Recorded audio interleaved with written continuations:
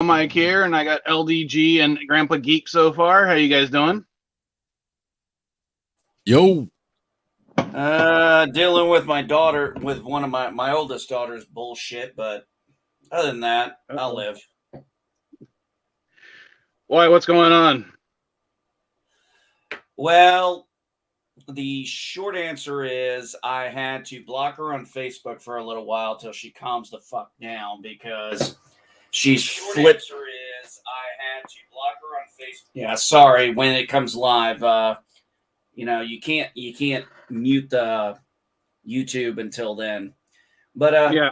yeah, I had to block her because she was, well, flipping out about something to do with my grandson Freddie, and I mentioned, hey, we really want you to come that weekend of Christmas, and she's like, I'm talking about this, and you're fucking, and just you can pretty much figure where it went from there.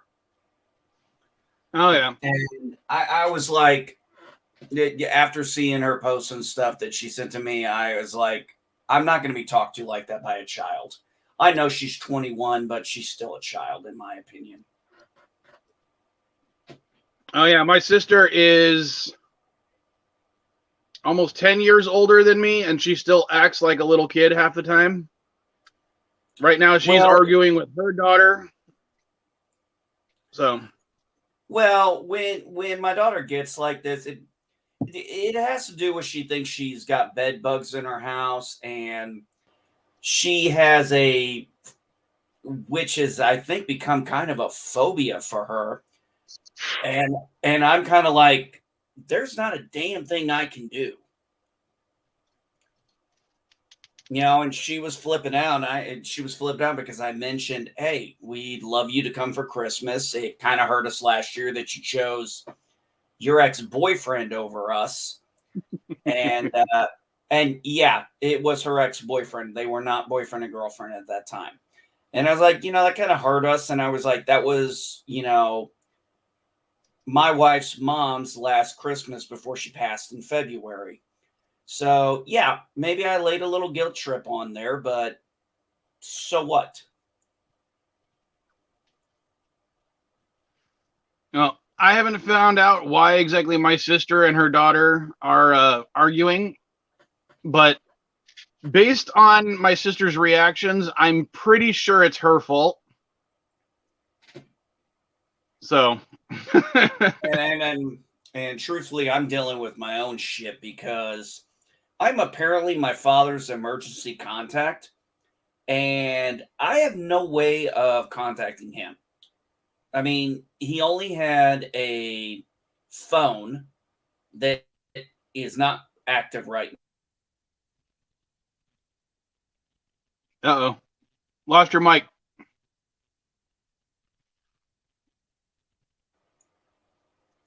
now. Oh, had a little reboot there.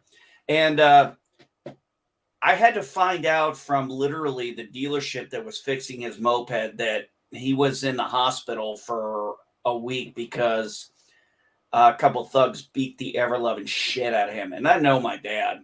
He probably fought like hell because he still kept his moped. So I know he gave them a fight, but he didn't call me about it. He happened to show up to pick up his moped when the lady was on the phone with me, trying to ask me if I knew anything about what was going on with him. And he just kind of brushed it off like it was no big deal. And that was 3 weeks ago, and I haven't heard from him since. So I kind of had to talk with my wife and my mother, which I hate talking to my mother about him because they've been divorced since I was 9 years old. And I'm 42, but who the hell else am I going to talk to? Yourself. Yeah, but then, like I'm going to take advice from myself. Hey, it's always okay to talk to yourself, just as long as you do not involve a third party. Well, I got to deal with the other 25 voices in my damn head. And trust me, they're useless. Well, because Darren, we just started the stream. We haven't got to that point yet. Sorry, but if you Aaron, want, he asked me, I was just letting him know. Basically, I've watched the first 5.5 episodes of Strange New Worlds, and I don't know. I'm not as impressed as I thought I would be based on what everyone was saying. To me, it's like they're rehashing TOS scripts with better effects, but they don't seem to be, I don't know, talking about it that well. You know what I mean? It's not rehashing TOS scripts. It's redoing the TOS series. My biggest issue, and I didn't see all the episodes, but the final episode, when I saw somebody put on there, this is going to be as epic as Best of Both Worlds or In the Pale Moonlight. And I'm sorry, but when you talk In the Pale Moonlight, that is my favorite episode. And I'm like, you basically just did a what if of Balance of Terror.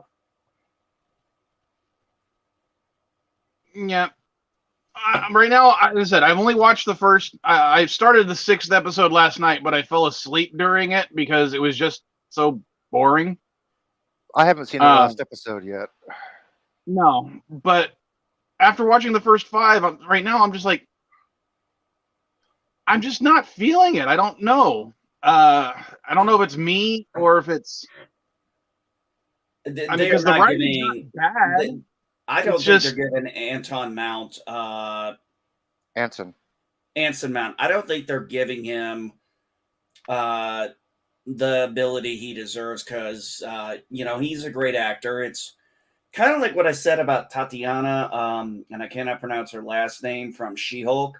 I mean, she was fantastic in Orphan Black.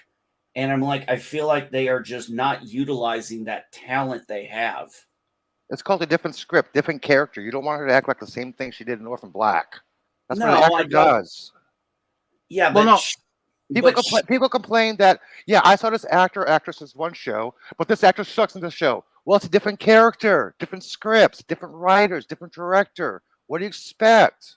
The actor has to do what the director says to do. The director says, do this line like this. Okay, the actor will do the line like this. And that's what I'm saying. I don't think they are getting good scripts and good directing for the talent they have hired. That's all I'm saying. I'm not blaming them. I'm blaming the writers and directors.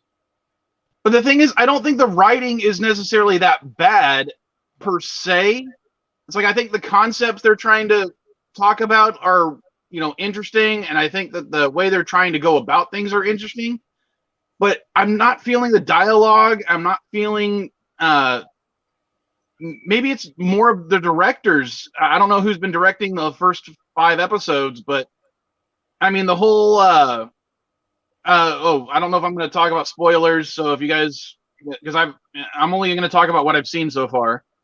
But the whole dynamic between the Sing character and the number 1 character about the the flip flop kind of thing when it comes to that backstory that might be implied, if you guys know what I'm talking about. Yeah, how she got arrested. They kind of just blew past it, and I figured it would have been a bigger deal or something. They're saving that for season 2. Yeah, they're going to address that basically because of like the Bashir thing. It wasn't immediately addressed in DS9 with Bashir. It took a couple episodes for them to actually address the issue that he was enhanced. So they might go this exact same way in Discovery. Strange New Worlds. I don't know. To me, it was. I don't know. I expected more from it. The episode with the little kid. You know what I'm talking about? No, I don't think I saw that episode. Well, I mean, it's a very similar concept to the one that was explored in a certain Stargate SG-1 episode. But whereas that one kind of tried to do its best to carry on a moral message, or tried to do a work between or something along those lines, where you had not necessarily a happy ending, but something that it still explored the phenomena. They were just like, oh yeah, this happens. I would say that Strange New Worlds has probably been one of the best of New Trek, but unfortunately, it just comes out. The visuals are beautiful. Don't get me wrong. Oh yeah. The visuals are absolutely beautiful, but some of the writing and directing is just, I mean, it's better than the other stuff we got. It's better than Discovery. It's been better than Picard, and it's been better than Lower Decks. But I'm still kind of like, it's kind of just mediocre at best. That's the way I feel about it. Yeah, it's kind of weird how it's like they got good concepts. They have good actors. They have great visuals, but it's still somehow subpar. They have okay actors. I wouldn't call them great actors. Sorry, what? So I wouldn't call them great actors. I'd call them decent actors, but not great actors. I would say this. I would say this. I know you haven't gotten that. I say the only thing great is the special effects. So that's the only thing I would rate as great. And if you ever play a Star Trek game, right? You ever play a Star Trek game and you're in charge of energy, right? What's the rules? If you put too much towards one thing, you can't put full power to shields and full power to sensors and full power to, you know what I mean? You have to subtract from one if you add to another. And all they did is basically put full power to special effects and took away from writing and, great actors, like top-notch actors, big I don't know. Budget actors. Can't remember. God damn it! My lights keep crashing again. It's Ghost. It's paranormal. I don't know the actress's name or even the character's name, but the chick who plays the helmsman, I think she's one of the best characters on the show. Just because she seems to have, when something happens, she makes a joke or she comments on it, and then she does her freaking job. I mean, I'm really enjoying her so far. I miss Hammett.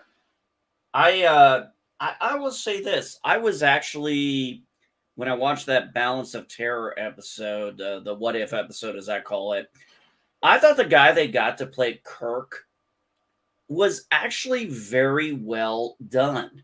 No, I was, huh? No, you don't think so, Eli? Hoo? No, I first saw the guy. I'm like, okay, is this a Jim Carrey wannabe? Because that jawline, I'm like, what the hell? And when he smiles, I'm like, that's a Jim Carrey smile. I could not get over it. I thought he did a pretty good job. I thought he did a better job than Chris Pine did. Personally. Chris Pine was better than this guy. We'll have to agree to disagree on that, bud. Depends on that Kirk.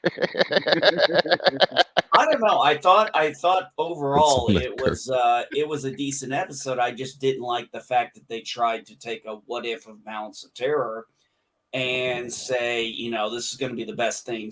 Nope. Hello world, it's Birdo5, Cuppa. Cuppa bird. Bird was Ortega's. And yes, I saw that you put in the chat. Thank you. She's my favorite character on the show because she's new, unique, not supposed to be anyone else, and they did a decent job with her. I think there's potential for this. I actually think for the first time there is potential for this new Star Trek to get back to fans. Most Star Trek shows don't have a great first season. I mean, I would say, and I know that I'm in the minority here, with the exception of Lower Decks, I think that every Star Trek show has basically had a meh first season. Even TOS? Even TOS. Yeah, that's we're never going to be able to agree on that one, Mike. First season was one of the best seasons they ever did.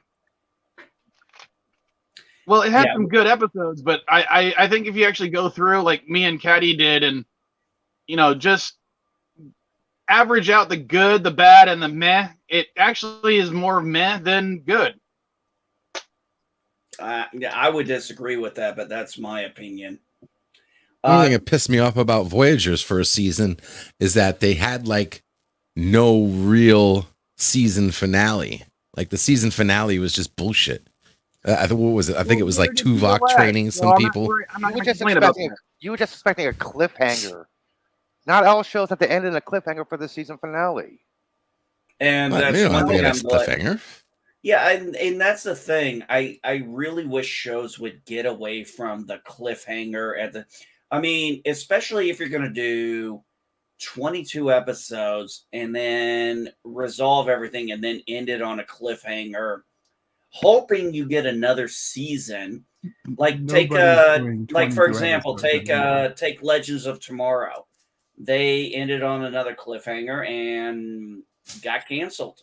So the only way you're going to get that resolved is if Flash or Superman and Lois resolve it. I mean, I'm not watching those shows because I am very much outside the demographic for those.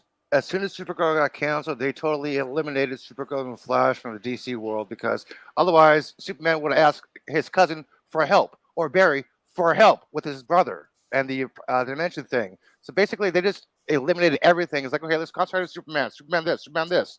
Oh, Supergirl who?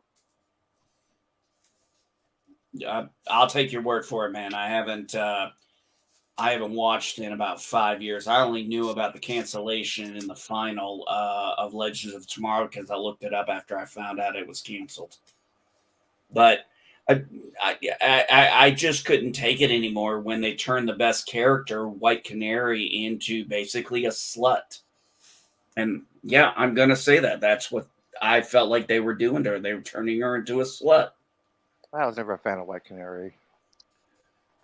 I thought she was one of the best characters, and I thought they did her like they've been doing this trope in a lot of American shows where they take the gay or lesbian character or bisexual character and basically focus solely on that aspect of them and their sexuality, and they pretty much make them out to be sluts, and I don't like that. Modification.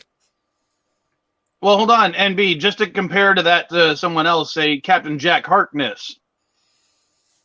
Do you feel the same way about him?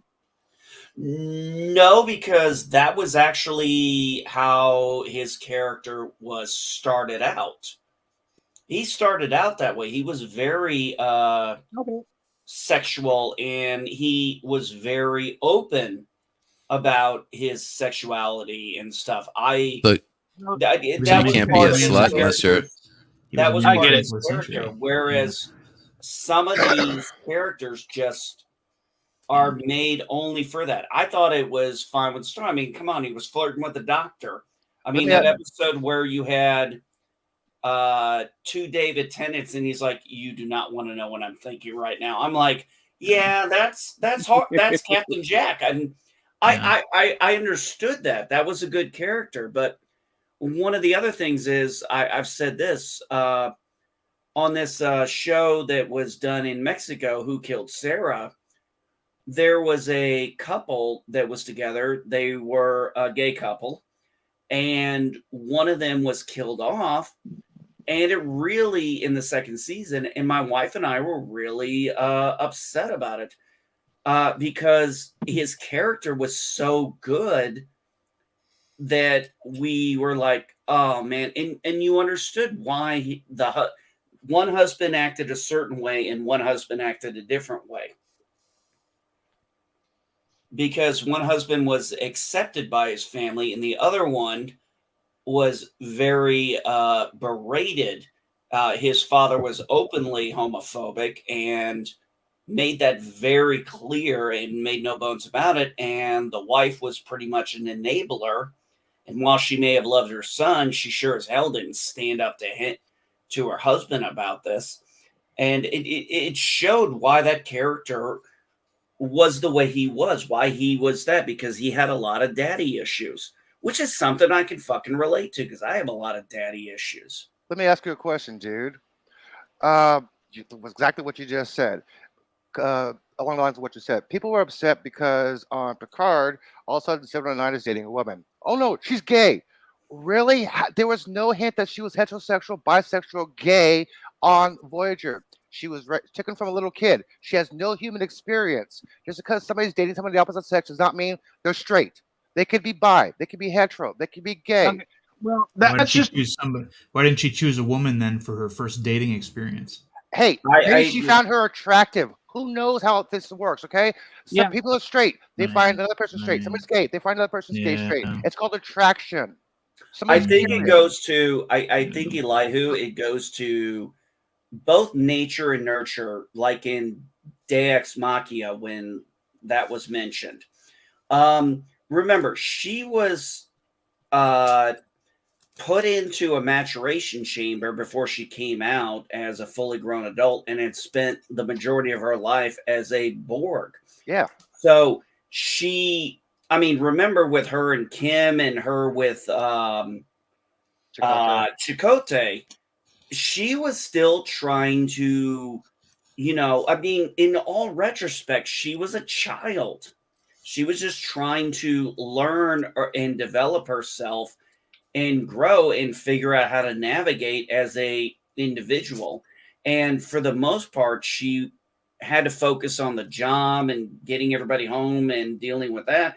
She really didn't have a full chance to explore until, the Voyager got home, that she got to take time to maybe breathe and get to think about what she's attracted to. Well, hold on. The way I would look at it is the Borg are basically very a practical species. I mean, if you can call them a species. And I think the only thing that they would have use for sex, essentially, is to create more drones. It's not about having a relationship. It's not about anything like that. So, of course, she would think in terms of a relationship as has to be productive. You know what I mean? So maybe I never as she got why the explores Borg humanity, didn't. it's more of, oh, I'm actually attracted to somebody else who's not productive, if you get my dream meaning. Bill, it doesn't matter if I live in San Francisco, Phoenix, or New York, or Miami, Florida. Gay people are everywhere. Get over it. Well, I'll put it this way. I'm attracted to women with freckles, and I'm attracted to women with freckles and red hair.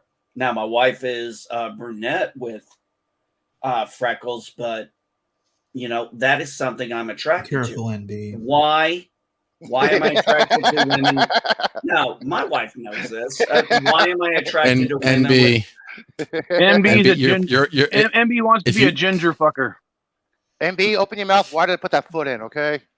yeah. What? No, You're about to find out if the world's flat or round. You're digging so deep right now.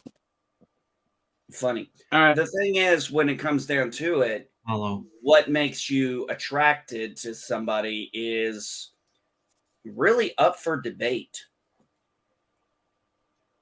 That's my opinion on it. I don't care. I don't know if it's nature. I don't know if it's nurture or a combination of both. Honestly, I don't care. I don't give a rat's ass. It's not woman's attracted to another gay woman. too. I found it out of character for 7, but like Picard in Star Trek Picard, we weren't really looking at those characters. We were looking at those actors.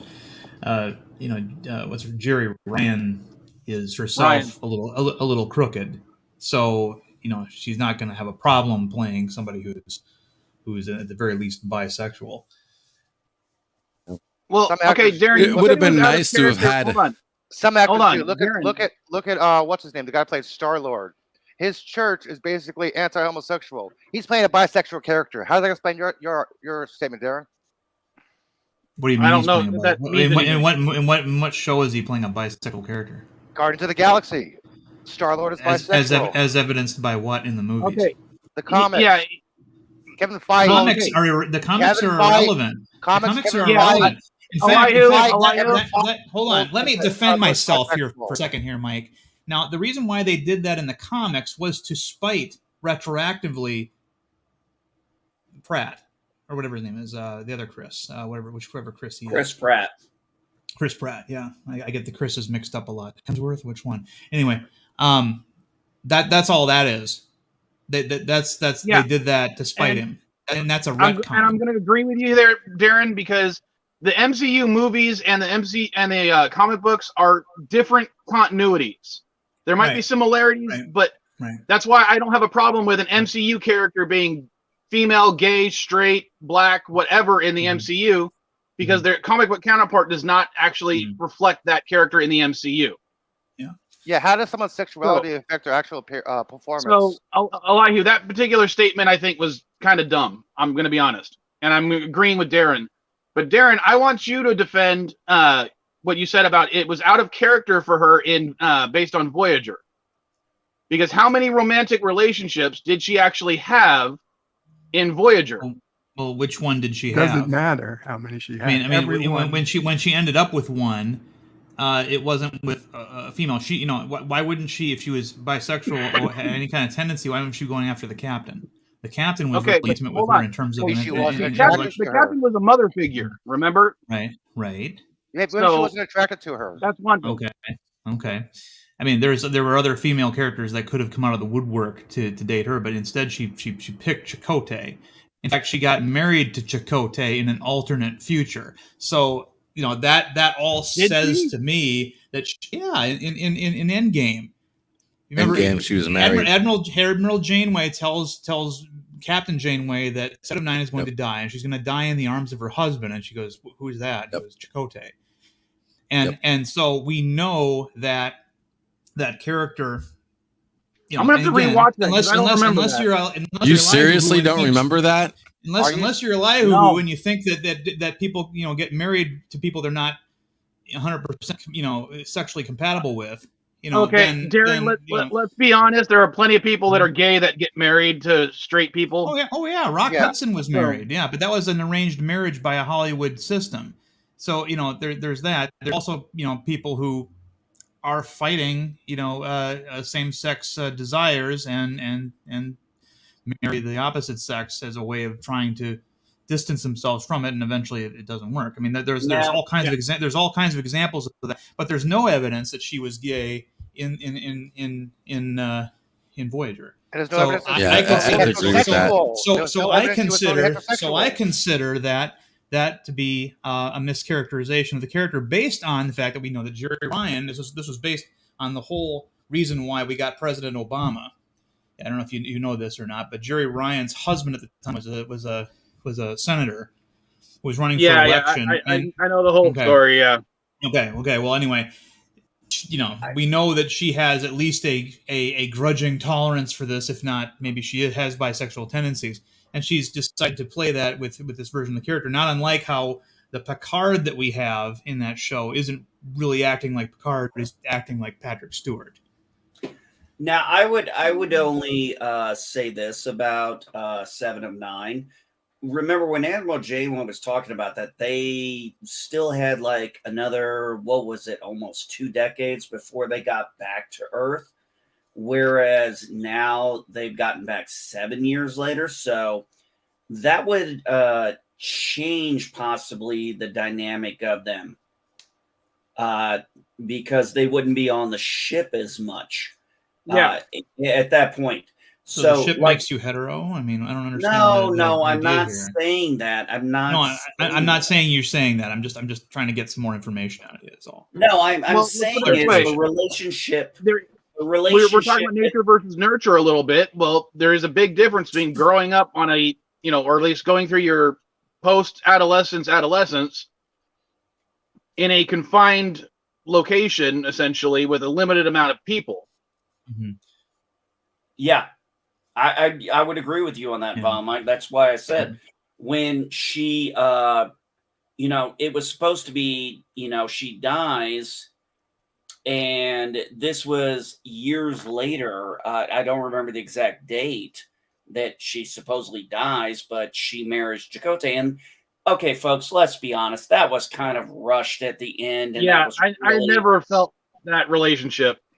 Okay, but again, still no evidence that she was in any way bi or gay. There is, however, evidence that she was hetero. The evidence was that she was asexual, and that it was attempting to kind of like Data and kind of exploring a sexual relationship, even though it didn't really fit with his characterization all that much. So Same Darren, thing for 7. So Darren, would you be happy if a science fiction show or any television show, when a romantic implication actually happens, the other person says to the other person, I'm curious, I'm bisexual. Oh yeah, I'm all for it because I'm heterosexual. You want actual inclinations and actual direct reference from the actor and the character about the sexuality? Is that what you're saying? You're sounding awfully upset right now, Elihu.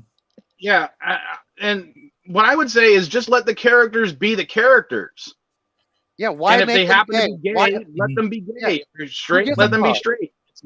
There's no rain off my back. Now, Captain Jack Harkness was mentioned earlier. Yeah, he was created from the ground up to be whatever the word omnisexual, whatever. He was interested in men, women, bugs, robots. He was interested in just about anything. And But and that it was how the mostly character was most created. that's what I just got done saying, NB. Yeah, I know. And so and mostly for laughs. I mean, on Doctor Who, it was played mostly for laughs. In Torchwood, it was a little more serious. But so for that character to come back, and we find out that they not damn it, LD. Sorry. Anyway, So for that character to come back, and we in one of those Torchwood shows, we find out that he had a son somewhere. That's perfectly plausible because that's within the the arrangement of his character as he was created. But for again again, this is fiction. This is something where you can retcon anything you want into it. It doesn't necessarily mean you should. And I just thought that was a it's not the choice I would have made when it came to reintroducing Seven of Nine into the secret hideout version of Star Trek, to have her be interested in Raffi in the way she is, especially since she's. Did they Raffi is even not very- mention? Did they even mention the Chakotay and PICARD? No. And here's the thing. I don't think most of us would have given a shit about Seven being bisexual. I think that the way they went about it in Picard season 1 and tried to make a big deal about it is like, wait a minute, what is this? It's like when you had The Last Skyward. They're like, oh, we're gonna have a gay kiss, and it looks like an older woman and a younger woman, and you're kind of like, that could have been a mother and daughter for all we knew. It's like when Raffi had kids, right? Raffi had a son, and I don't know, man. That with a Romulan bride. So, I'll be back. I mean, there was no intuition. If they had one episode or one event on Voyager where she tried, like, even if it was like, oh, I've been going over the crew listing, like who I want to date, right? And then she starts naming off names and there's a female name in there. You know what I mean? Like something like that I would have been okay with that. But we didn't even get that. You do have to take into account also that show was produced in the 90s when they, the attitudes were different back then. And they did avoid a lot of that. I mean, you did have Star Trek episodes that had allegorical things, like dealing with the subject, but yeah, in the 90s they probably would have had an aversion to doing that anyway. The 90s and 2000s were pretty much the time when this was becoming more acceptable. I know, because I was in high school and it was a lot more accepting. Yes, there were people who still had a lot of bias towards it, but it became more acceptable. And it became more, fucking Melrose Place had a gay character on there, and it wasn't all about his sexuality. That's where I have my issue with. I don't care if a person is gay or trans on it. Take for example, signaling isn't what we're trying to do here. Get to your point. Well, I'm just saying. We don't care how you feel about homosexuality in general. You don't have to tell us that. If everybody did that, nobody would get it. Nobody would get an actual thought through other than that. Okay, I don't know where this is going. I'm just gonna stop. Well, I will say this. You say more acceptable. I never liked that. It didn't become more acceptable. Just the people who, like, you make it sound like people changed their minds. People don't change their minds on this topic, unfortunately. I wish they would. It's a simple fact that the people who disagree, more and more of them dying every year. So we're left over with the people with newer ideas. People do change their mind, dude. My mother was totally anti-gay. My sister came out gay. She finally accepted the fact. She changed her mind. President People do change Obama. their mind. Remember what he said? He was evolving on the subject. That was famously he entered into the race and said, talking about how he believed that marriage is between one man and one woman, and then after he got elected, he institutes a tweet that says the president is evolving on the situation, and pretty much he came out for existence of gay marriage. So that was one of the fastest societal changes I've seen in my lifetime. So nobody can change their mind. Yeah, but I don't trust any politicians. I doubt they change their mind. I had to turn off the camera and the mic for a little bit because streaming from the storage unit always doesn't work when one of your neighbors decides to come in and start pounding on stuff with a hammer. So I had to leave the storage unit. I want to go back to something that NB was talking about when he said that being gay is a little bit more accepting or accepted. I'd say you're right about it being accepted, it's more accepting, but it's not exactly accepted yet. And that might be one of the issues. Because we still obviously have people that are, just the mere mention of someone being gay drives them away. You're not going to be able to change a lot of people. I grew up never really giving it much thought. I really didn't. It was never something my family tried to force on me. Look, I'm hetero. I've never been attracted to men. It's never going to happen. I have a specific type of woman I'm attracted to, but I never really gave it much thought. And I think when it comes to Seven here, we got to take into account she was, in a lot of ways, a child in an adult body trying to figure out, who she was. And yeah, I'm sorry, but that is a part of life, discovering yourself. And sometimes even when you get into your 40s, like I am, I discovered I have a lot of dad issues that, my wife even said maybe I need to talk because I'm. Okay, you're meandering again. Let's stay on topic.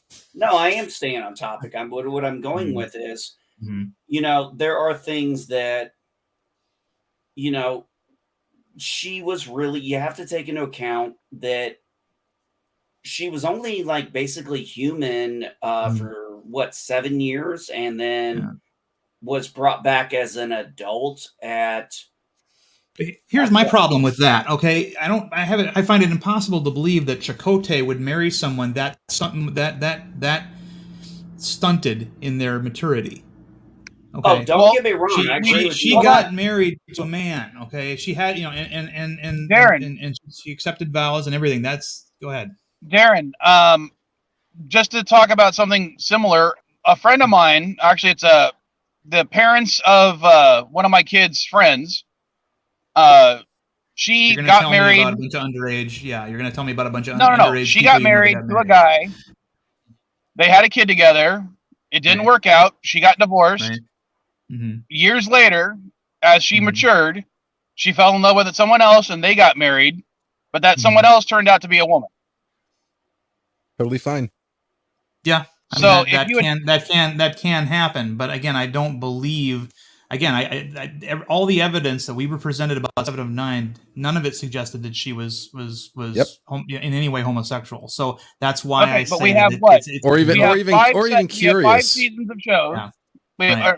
Did she show up in season 3 or season 4? I can't remember. 4 seasons. 4 seasons. Yeah, it's 4 okay, seasons. so we have 4. So we have 3 seasons of 7 of 9. And or 4 seasons, an alternate future, which went for farther than 4 years. That's in continuity. Okay. And again, to me, this is a studio trying to adapt a character to the kind of stories that they would rather tell. Everybody I don't really see knows it that way. I don't know how to explain it. At least when it comes to 7 and 9, they have to do all kinds of gymnastics in order to try to get it to work. But in the end, that's what they're doing. I mean, that's like in All Good Things. who is or Worf basically marries Deanna Troi and is stuck with her. So when he falls in love with Dax in Deep Space Nine, was that like, oh well, now he's suddenly in love with a different person? In all good things, Worf never married Troy. Okay, in all good things, they had a relationship. They almost kiss at the beginning of the episode, which would have been their first kiss on screen, but they don't do it. And then he leaves, and then goes to Deep Space Nine and meets Dax. Yeah, but in the future, they got married in the alternate future. In all good things, they didn't get married. They didn't get married. There was an alternate future where they were married. That was in parallels. That was that was a parallel universe, but that wasn't the future as depicted in All Good Things. See, but I would still argue. Riker in one blamed future that he has a relationship with one character, but in another future, with the one that actually happens in the prime timeline, he's now in a relationship with somebody else. Mm-hmm. Right, that can happen when you're dealing with alternate realities. There's other factors involved that are external, but the thing is, that is in no way a indicator that it happened over here, therefore it can happen over here. That's totally incongruent. We can just go ahead and grade. We can just go ahead and grade their effort of making her bi or whatever as a really low grade. It's still there, but they could have done it. Well, here's the thing: if in a future episode of Picard, if Rafi and Seven break up and then Seven starts dating a guy, I'm not going to have any problems with it because it's just something else the character's doing. Well, yeah, now you can't because she already broke the rule in the first place. Right. No, she's already bounced around, so now the damage is done to the character. The damage is done, so it doesn't matter now. She goes back. Hold on. That speaks a lot about what you're saying, Darren, about the whole because she became a lesbian. It was damaged. It's an expression. It means the change has been made. She's no longer straight. She is definitely not straight. No. And even if she goes to having a relationship with a guy, it doesn't change that fact that she's no longer straight. Who cares? That's what I was saying. But someone who's attracted, like Jack, let's go back to Jack Harkness. He has had stable relationships throughout Doctor Who, Torchwood, and everything. He was just created as omnisexual from the very beginning. It's not a valid comparison. It's not a valid comparison. He was. I wanted 7 and 9 to date the damn doctor. Damn it! I was voting for them. He was expressly stated as being omnisexual from the get-go, from his very introduction as a character. Okay. So nothing is changed with him doing that. But what I'm saying is, even though he was omnisexual, he had a monogamous relationship with Ianto for years. Okay. So by monogamous, you mean because in this case Ianto dies or something, he can be attracted to whoever he wants to after the fact, or he can still be attracted to people even if he's in a relationship, but he's decided to be monogamous. That's another non sequitur that has nothing to do with the discussion so far as you've presented it with the 7 of 9 situation at all. No, what I'm saying is 7 might just be attracted to this person, not necessarily that gender. Yeah, it might be, but never was depicted as. The only person we know that she had a relationship with in the original series was Chakotay, and we know that in an alternate future they were married. Future that never came to pass. So because a woman's dating a man, all of a sudden she's heterosexual? Yeah, and besides Jack Harkness slept around with all kinds of people even while he was in this open relationship with Ianto. So I mean, yeah, it's not, it was the best because we talked about Jack was the only reason I brought it up, and I understand you. Again, Jack Harkness is not a valid comparison to the 7 of 9 thing, and people keep bringing it up as if it is. It's not. Well, we're not talking about a character that was altered for another. Doesn't bug me. I don't know why. Mm-hmm. It doesn't ruin anything else for her characterization in the show. Well, there's a lot of unanswered questions. There's a lot of fans of Voyager who thought that her relationship with Chakotay, particularly right towards the end, was rather cute and wanted to see. It's kind of like Sam and Diane, on Cheers. If you had a movie that brought the cast back, but all of a sudden Sam is dating Woody Harrelson's character, you'd have a lot of people kind of bothered by this. That's what this is. Maybe, but I guess because I thought that the whole Seven and Chakotay thing was fans of Cheers are going to want to know what, if you're going to bring the characters back, what happened to their relationship, But Darren, not even mention Chakotay at all. The Sam and Diane thing was built up over many episodes, many seasons. Right, whereas part of the show. Seven and Chakotay was one freaking episode. A lot of Voyager fans really want to know how that turned out, especially when we know that in an alternate future where they were still stranded out in space, they continued the relationship through. They want to know what happened, and for her to come back and all of a sudden not even be mentioned, and for her to be speaking in a totally different way, and not even acknowledge that part of her life so far. And then also to be apparently interested in, a drug addicted, burned out. The way I look at it is Seven was still very Borg-like the entire run of Voyager. She was attempting to do stuff, pushing herself, but she was still firmly in that Borg mode even up until the last episode. She had habits. Now we have this massive time skip, and have the character be the same exact way. Especially a character that is a former Borg, still act like that, I think is a little far-fetched. I don't think it's far-fetched at all. And it's not far-fetched to think that there were going to be habits that she was going to carry on for the rest of her life as a result. I mean, Picard was only Locutus for a couple of days. I mean, you can buy the idea of him, not walking around like Locutus all the time. But for her, not so much. I mean, there's people that were raised by animals who never got completely back to normal, and for her to all of a sudden just be this totally new character that happens to sound and act an awful lot like the actress. That's again, I'm not gonna sit here and call that lazy writing. That's just bad production, in my opinion. I don't know. If Seven hadn't changed a lot, I think we would have missed out. Especially, did you read any of the Voyager relaunch books? The books are non-canon. I don't pay attention to those. I know, but did you read them anyway? I don't pay any attention to those. What part of that? I mean, that answers your question. Okay. Well, even in the books,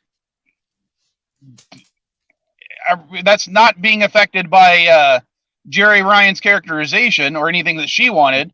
The character still didn't maintain that relationship with Chakotay. Well, again, that's non-canonical stuff. That's the old rules of Paramount are what I abide by, and that is that if it's on screen, it's considered canonical.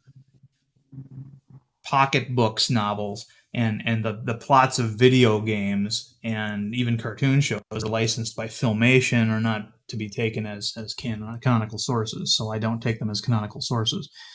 And in fact, I don't actually take Secret Hideout as a canonical source either, since it is like a video game or pocketbooks as licensed. It's stories produced by a licensee. So, see, I don't know about that part. That's going to open a whole other. I don't expect anybody to adhere to that. That's how I look at it. I'm not. I mean, saying, in my own personal headcanon, I still think of Discovery as being more of a not prime timeline thing, but that's just me. Well, that's the only way you can really look at it, given that their D7 doesn't look like a D7, their Klingons don't look like Klingons, particularly for that era. Their technology is all wrong, their uniforms are all wrong, their verbiage is all wrong. It's. I mean, there's no other way for you to look at the show in that way. They're not even trying to make it blend in with established continuity, and that's one of the reasons why I don't like Secret Hideout Star Trek. It fails at its most basic function, and that is to take me to the world of Star Trek as it has been established. The only thing I would say is I do consider Lower Decks and Picard to be prime timeline because in my head canon they fit. Yeah, TOS and DS9. They did not. Sorry, with TNG, they did not do continuity with the Klingons. Hello, no ridges. There's no continuity there. Yeah. Well, But we give TOS a pass because they were figuring things out, especially in the early days, and with TNG, same situation there. I mean, you're right. One episode they said that the Klingons were a part of the Federation, and then later it was determined that they were not. They were merely allies. But yeah, that stuff we give a pass on because they were in the process of figuring things out. Now you take Secret Hideout, just totally ignoring all kinds of continuity to do what they want to do, and they can't even keep the continuity from the first half of an episode consistent with the second half of an episode. Well, let me ask you something only because it kind of makes me think about it a little bit.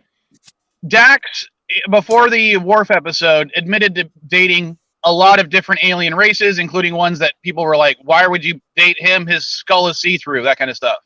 Right. If it had been found out that she had actually dated a female character, would it have bugged you, even if the relationship obviously didn't work out before the war thing? Of course, Dax had lived as a man 6 times and a woman 7 times or something. I mean, her experience was beyond anything. But just the simple fact that she'd been, what'd you say, a mother 3 times and a father 4 times. I mean, Mm-hmm. or at least she has the memories of being that. So no, but that's how she was created. We knew that from the get-go. In the first episode, we see the slug being transferred from a grumpy, grouchy old man into her. So again, that's not a valid comparison. Let's be honest too. When it comes to Dax, she has the symbiote in, well, at that time, him or her. And that changes because they explain the symbiote blending. Yeah. True. Yeah. Okay. So, for example, when they had that episode that back in the 90s was a bit controversial, which it wasn't, in my opinion, was dealing with she was married to someone who also had a symbiote. Now, I don't remember what sex they were at the time, but I think one was male, one was female. But Dax was the male. The other character was a female. Yeah. And they still had feelings for each other because they still loved each other. But their society said, no, once you move on to another host, you have to let that all go. There was a lot to that story that I think people really were paying attention to.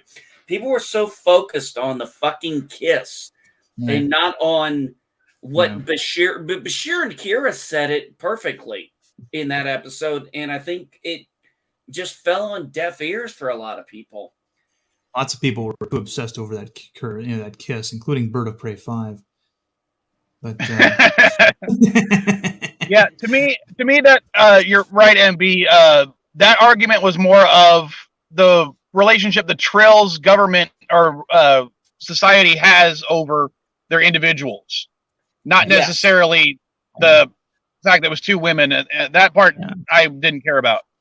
And that was how clever Star Trek used to be. They'd insert the burgeoning homosexual issues and topics into shows in a way that was, more easily, let's just say, more easily digestible for the audience at that time.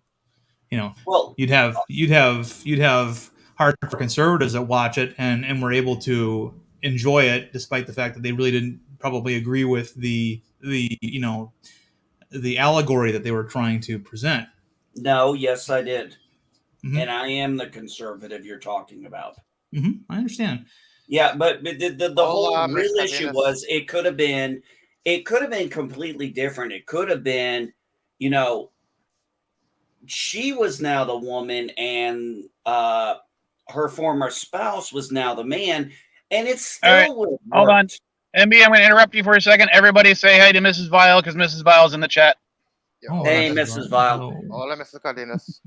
But I think it would have still worked whether you had two characters of the same gender are two trills of different genders, because, you know, it wasn't about, you know,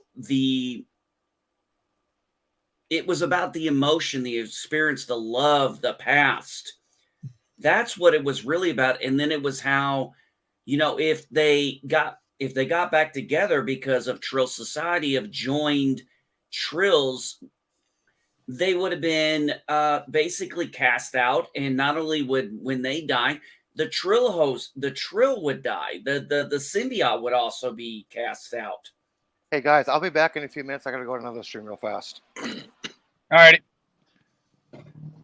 That's what I got from that story, and I took that a lot more than I took, oh, they had a gay kiss. So fucking what? I don't even view it as gay because it doesn't make any sense for the Trill species to be, you know, to use those kind of definitions.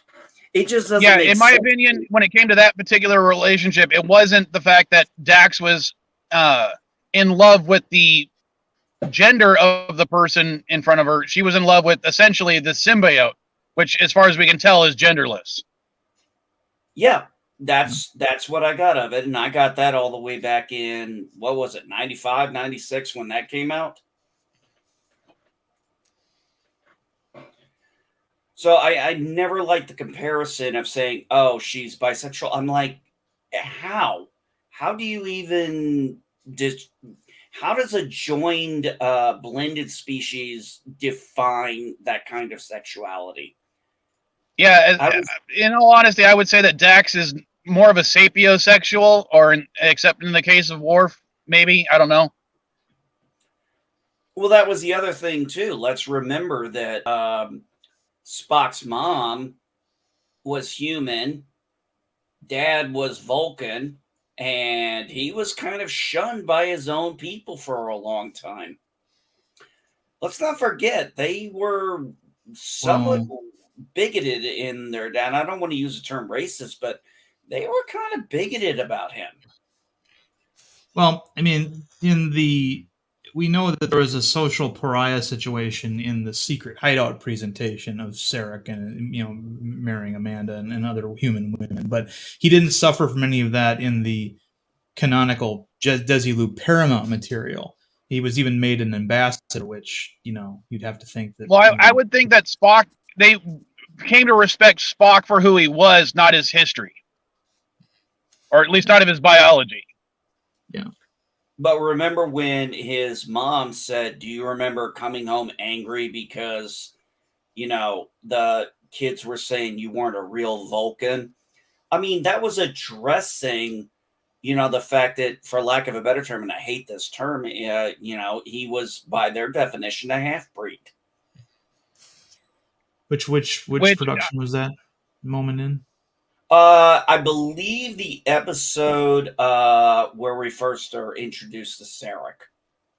Okay, so Babel. It was something established in TOS, especially, and even Roddenberry said that Yesteryear was the only animated show that he considered canon, and that would expand upon that aspect of Spock's development as a child. I mean, if you consider it canon. He's dealing with other children though who are also immature. So I mean, it's not too demonstrative, but I mean, it does support a notion that I've had for a long time. When Enterprise came out and everybody's like, where are all of a sudden the Vulcans such dicks now? I'm like, the Vulcans have always been dicks. Yep. Spock wasn't exactly a dick, but his dad sure was, his society was. I mean, you know, and yeah, that was an aside, so we can get back into track here. But yeah, you're right about that. Going back to the Strange New Worlds, is anyone else just not impressed with it as much as I mean, I thought I would be into it. As sad as this is, I enjoyed Discovery Season 3 and 4 more than I enjoyed Strange New Worlds so far. Yeah, that's just crazy. I enjoyed the Orville better than anything that. Yeah, interested in it either. I enjoyed the Orville better than anything Secret Hideout's put out, and if for no other reason, then Orville is so much better at maintaining its own continuity within 3 seasons than Secret Hideout I'm does. sticking to Star Trek right now. Oh, okay. And when it comes to like the current crop of Star Trek shows, Mhm. My personal favorite is still Lower Decks because I think they really respect canon. They have interesting characters that aren't the same stick in the muds that we've seen on Star Trek for the last, in TNG, Deep Space Nine, and Voyager for a large, or you know what I mean by stick in the mud. I mean just cookie cutter Starfleet officer types. Yeah. And Prodigy, I'm not going to consider only because as much as I'm actually enjoying Prodigy, it is not a Starfleet crew. Right. But yeah, if you're not including Prodigy, which I'm also enjoying, I would say that Discovery Season 4 is better than Strange New Worlds.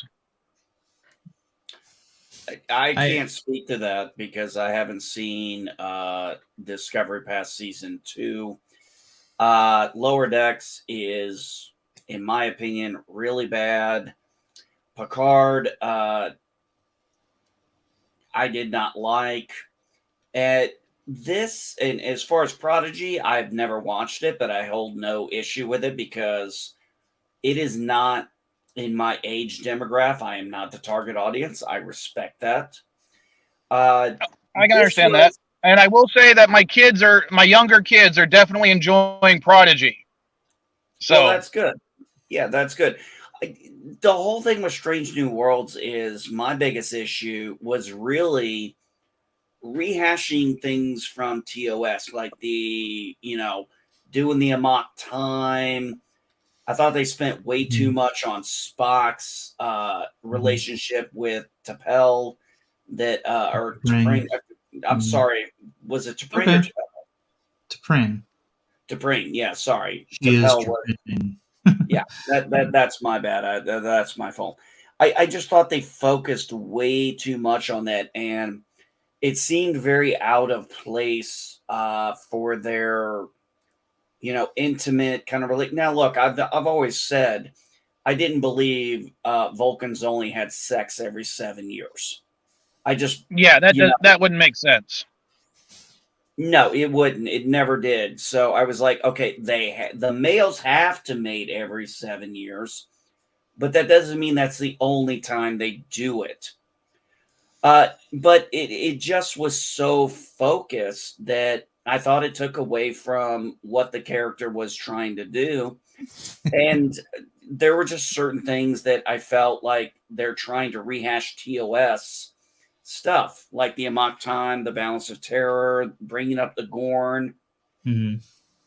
Yeah. Well, I don't mind them bringing up the Gorn. Granted, far from the episodes I've seen so far, it's only been the one episode where they get attacked by the 3 Gorn ships that I've seen so far. And to me, that seems okay so far. I'm not crazy about the Gorn because it seemed to me in watching Arena that Kirk was among the very first to ever see a Gorn. They come back. And there's nothing too specific about that. But again, the way that a lot of these aliens were presented to us on TOS was the idea that the crew were among the first to see those things. Now, an exception to that would be the Tholians. The Tholians were depicted as being already well known to the Federation. Spock mentions the punctuality thing. The renowned Tholian punctuality. So if they wanted to use Tholians on the show, that'd be fine. But I mean, the way that the Gorn propagate their species also doesn't really fly with a lot of things we've heard either. Over in the JJ verse, McCoy mentions that he gave birth, he delivered a C-section to a pregnant Gorn with octuplets or whatever, and he talks about how bite. Now, again, that's JJ verse, which is expressly stated as an alternate universe, but it's still something to go on. And it seems to me like they're kind of turning the Gorn into almost like a xenomorph type alien.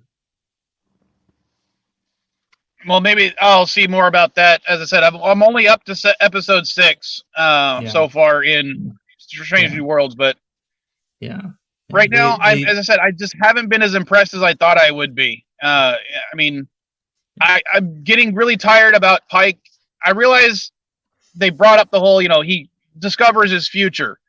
But to me, I think they're focusing way too much on that without actually exploring it the way they should. I mean, they bring up the Terminator reference. Maybe there's no fate but what you make, but they don't really explore that option. Well, they didn't have to bring up the idea of him knowing his fate at all, but they did that specifically so that they could continuously revisit it ad nauseum and create plot ideas out of that. But I mean, again, you look at, for example, in Discovery, there's a section of the Enterprise's saucer section that gets completely destroyed, right?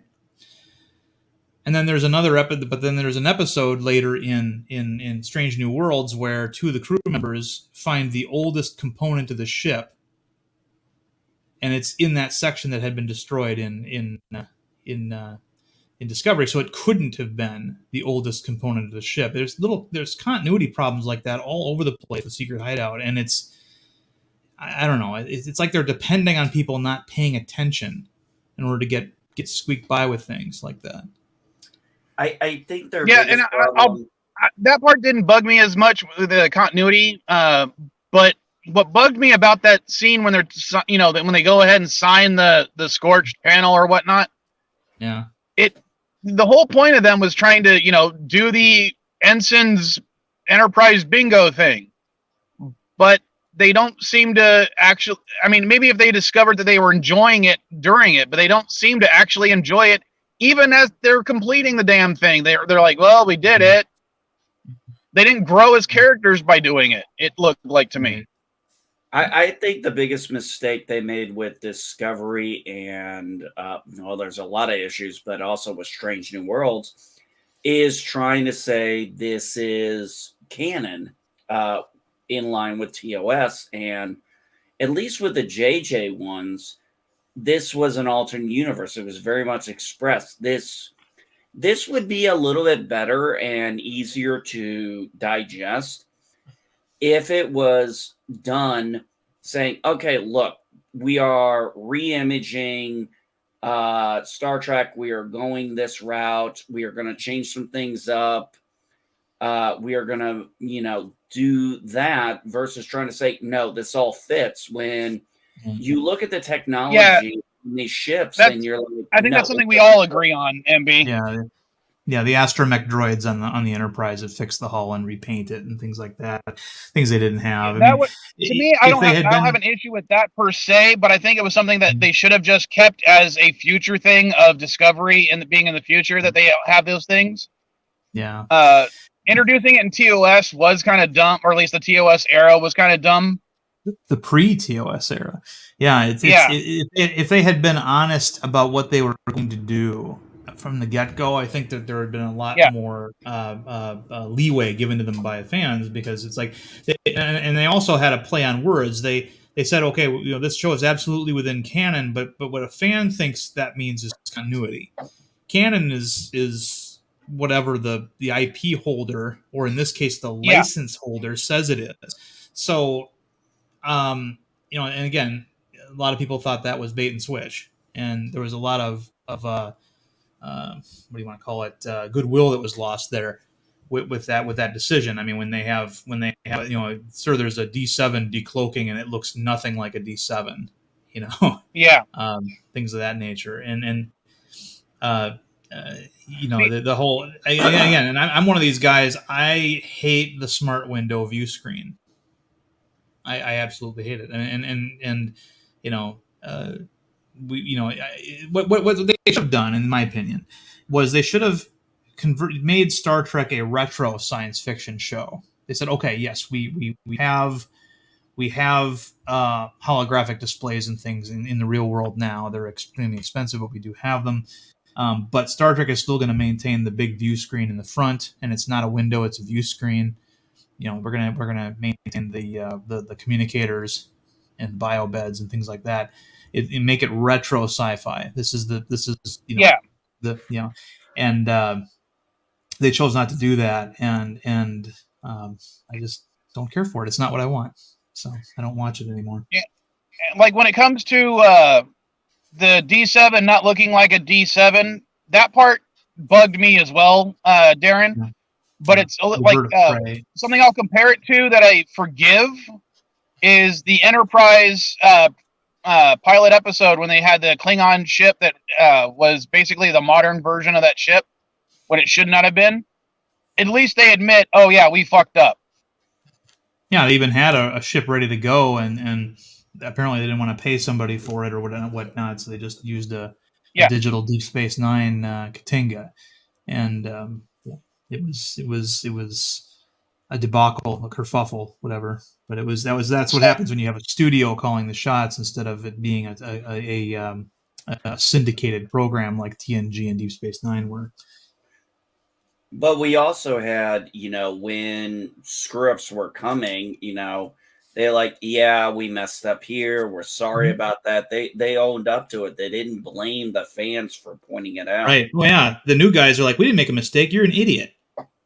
Yeah. Well, exactly. I will say they did try to fix it later on by having an actual D7 look like a D7. It was a holographic representation of one, if I recall correctly. It was but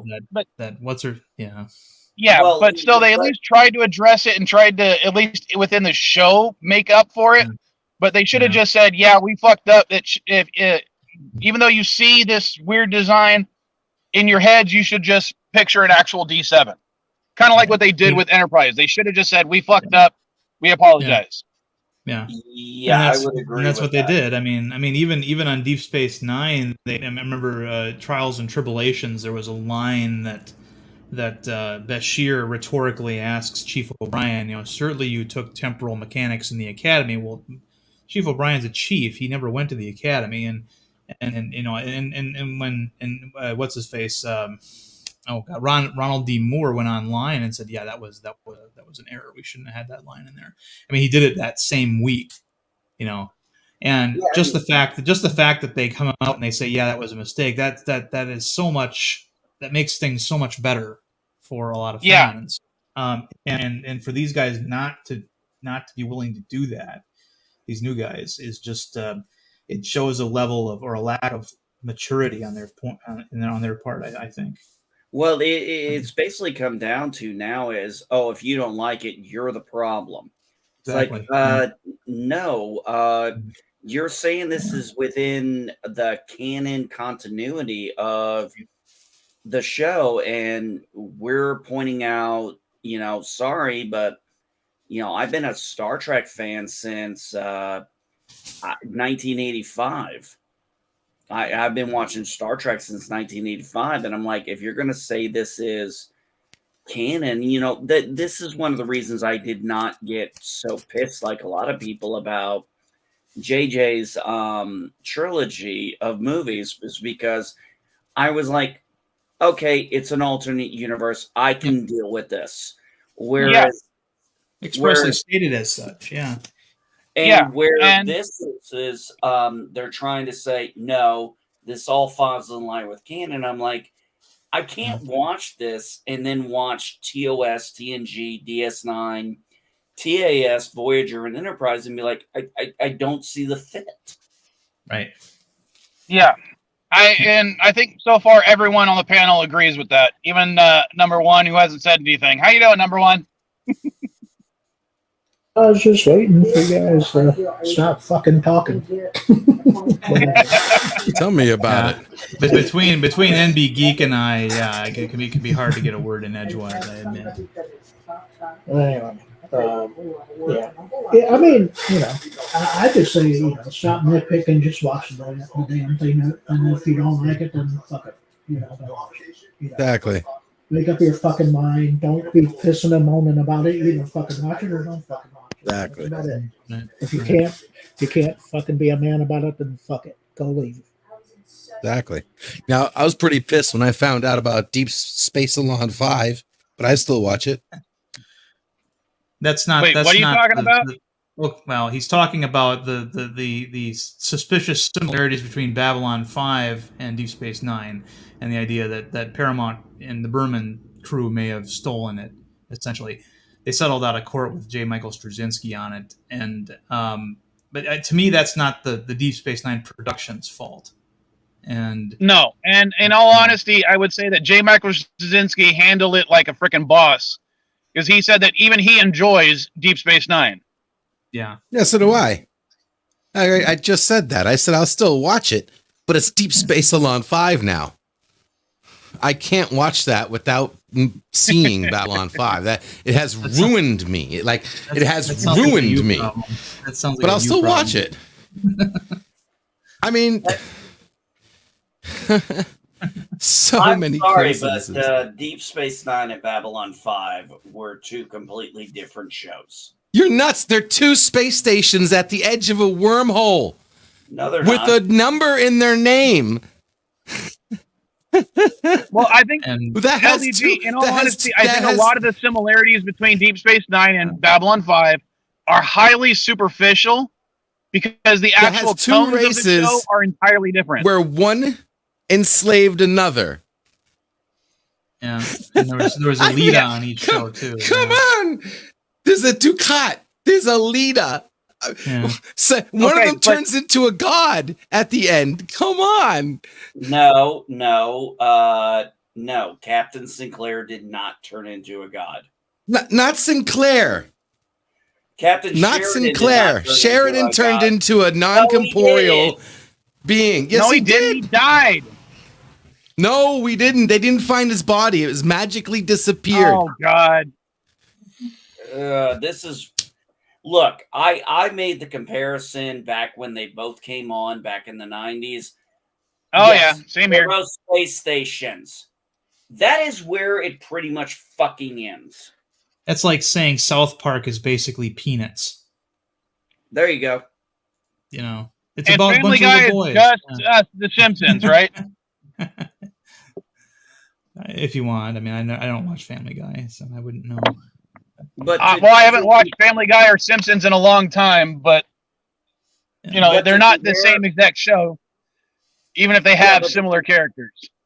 But to compare Babylon 5 and Deep Space Nine is LDG. That's asinine, in my opinion. You can think that all you want, bro, but you do not settle out of court unless you know you don't want to go to court, bro. Oh, Jesus Christ. Here we they go. knew because they had the proof. They had the Babylon 5 fully written script, the fully written treatment in their hands. They had the evidence. Smoking gun. But here's the thing. It's like comparing like a lot of people seem to want to compare Galaxy Quest and the Orville to Star Trek just because they have similar premises.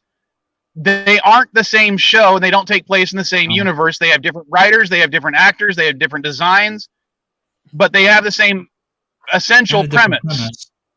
Well, they don't. Well, one's about a bunch of actors, and the other one isn't, and that's But yeah, one's about a TV show about space. It's not got nothing to do with it. Yeah. Well, also let's remember, Deep Space Nine was originally Terok Nor. Babylon 5 was the 5th attempt to make this. And remember, the Earth Alliance lost the war with the Minbar bad. They had no fucking chance of winning. Okay, the Narn fought the Centauri and lost. And were enslaved. Okay, you had basically, and also you had Kosh, that who they were basically like, for lack of a better term, gods in a sense, and they were just very highly evolved beings. There is no fucking comparison other than the goddamn station premise. Oh no, I can definitely, NB, I can definitely see the parallels they're talking about. But what I'm saying is the effect of those parallels on the storyline were entirely different. Exactly. We have the wormhole aliens, the prophets being, a religious icon with religious iconography to the Bajorans. But we have the Vorlons and the Shadows also having religious iconography for multiple species, but the way they presented those ideas were completely different. Agreed. So yeah, LDG, superficially they are very similar, but the way they actually branched out from that core idea were entirely different. Yeah, it's like saying Voyager is basically ripping off Battlestar Galactica. And Discovery season 3 and 4 is just ripping off close. Andromeda. Not even close. Babylon. No, Darren. Sorry. No, you're just picking straws on that one. Voyager's has nothing to do with freaking Battlestar Galactica. I'm just trying to motivate you to talk. That's all. LDG. Yeah, Darren's you can say it's superficial. You can say whatever you want, dude. That's fine. But I've watched it, and anybody else who's watched it, there's plenty of people who will agree with me. So I appreciate your opinion, but no way in hell LDG, is it just seriously, superficial. When Voyager first came out, I remember reading on the Trek BBS boards back in the day. As soon as the first episode happened, people were saying, "Oh, this is just Battlestar Galactica Star Trek edition." Mm-hmm. Yeah, and I'm sure they also said there was a million different things. Yeah, I'm sure they said a bunch of different things. Does it mean it's true? What are you talking about? The premise is basically the same, but again, you're talking about the internet. They're going to say whatever they want, dude. It was not Battlestar Galactica, but I'm sure you had some idiot actually saying it. Doesn't mean anything. A lot of people must have been idiots back then, including me. I mean, yeah. Yeah, a lost ship trying to get back to Earth. That's the premise shared by both shows. Yeah. No, the premise was that alone, but one was trying to get back to Earth, one was trying to discover Earth. Well, they already knew it existed. But it's basically still one warship against the universe trying to get to Earth. Right. I mean, I'm not saying now you had to break it down so much now. Okay, so yeah. I mean, in its most basic premise, it's a ship trying to get to Earth. That's what it is. Yeah, no, trying to get from point A to point B. That's it. It's a ship trying to get from one place to another place.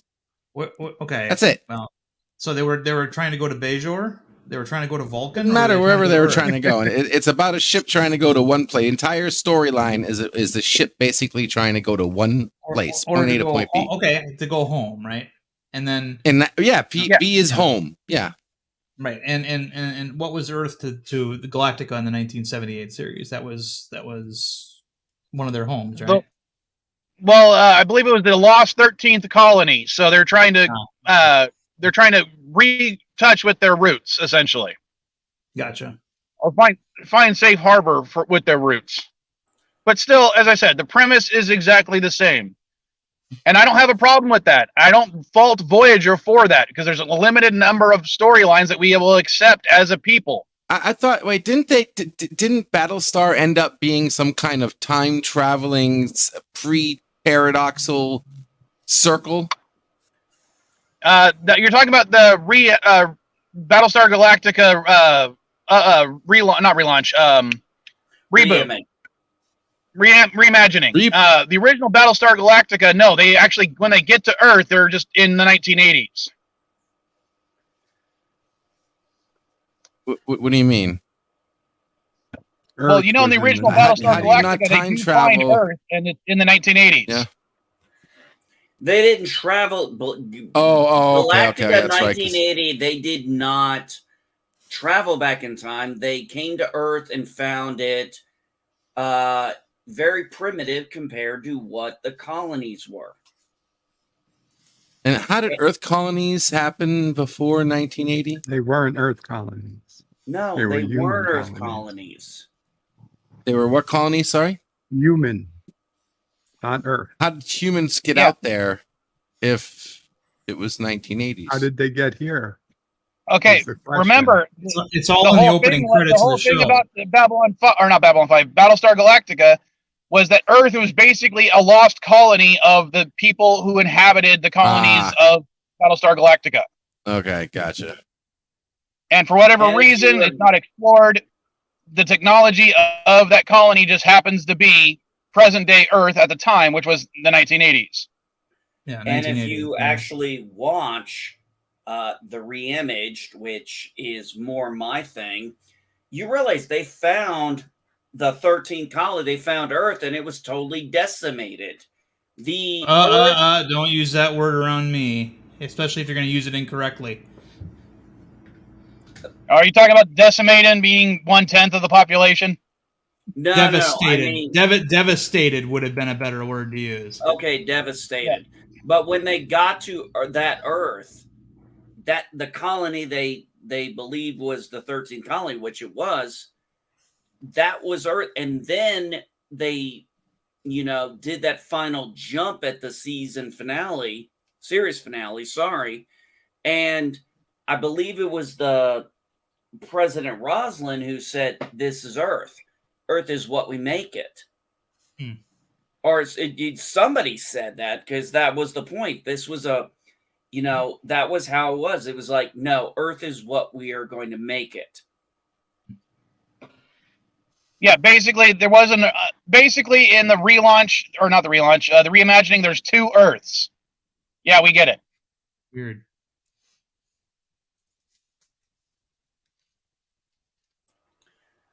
So overall, Mike, what is your disappointment with Strange New Worlds so far? Right now, I'm just finding it boring. I'm literally falling asleep while trying to watch it. At least Discovery, I didn't fall asleep during. I mean, I literally tried to watch one of the episodes yesterday, and I fell asleep until like less than halfway through, and I woke up with the credits rolling. I'm like, God damn, I got to go back and rewatch it.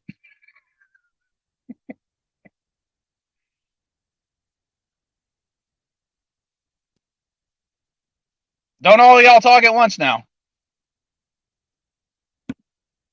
I didn't find it boring. I found it just broke too much canon. Yeah. I mean, I thought it was going to try to help things get back together, and all it did was remind me every week that Discovery was still a thing. They took some of the worst parts of Discovery and continued its plot lines. They had zero ability to be consistent with the time it takes for subspace messages to travel versus the time it takes for ships to travel. I mean, every plot, has 1,000 holes. Just point me to an episode and I can pick 500 things that just don't make sense. Well, to be fair, you can do that with almost every single episode of Star Trek, regardless of the series. So, I mean, nitpicking is a Star Trek tradition. But again, if it's a good episode, you don't want to nitpick. Yeah, not on this level at all. I mean, once they firmly established things, they generally held to them. And it was all the only times you really have a lot of continuity problems with Star Trek are in the early days of their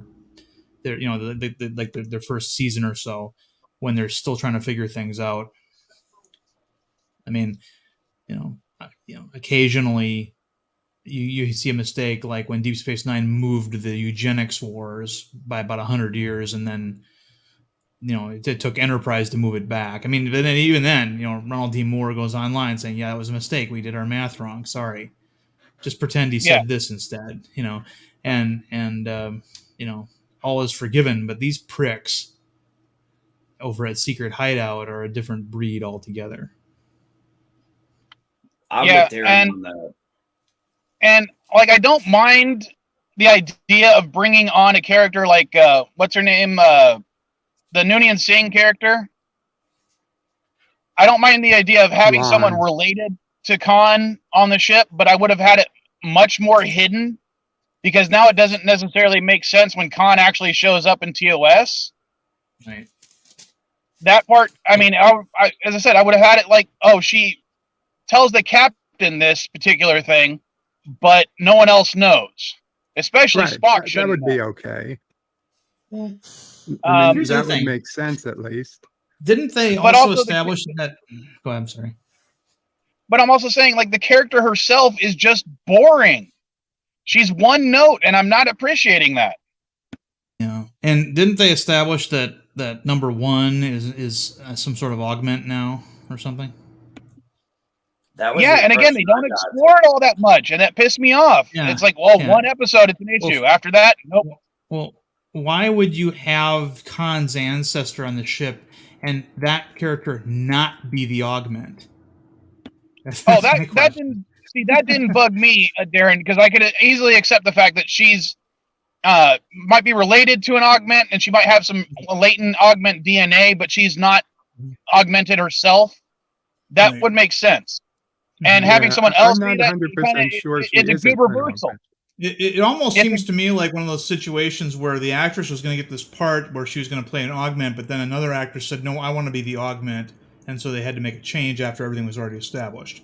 Early That's on, what I don't mind them yeah. making the in the change. series. What bugged me is it didn't seem to have that much impact. Right. early on in the series, I think they're confused over who's the augment is.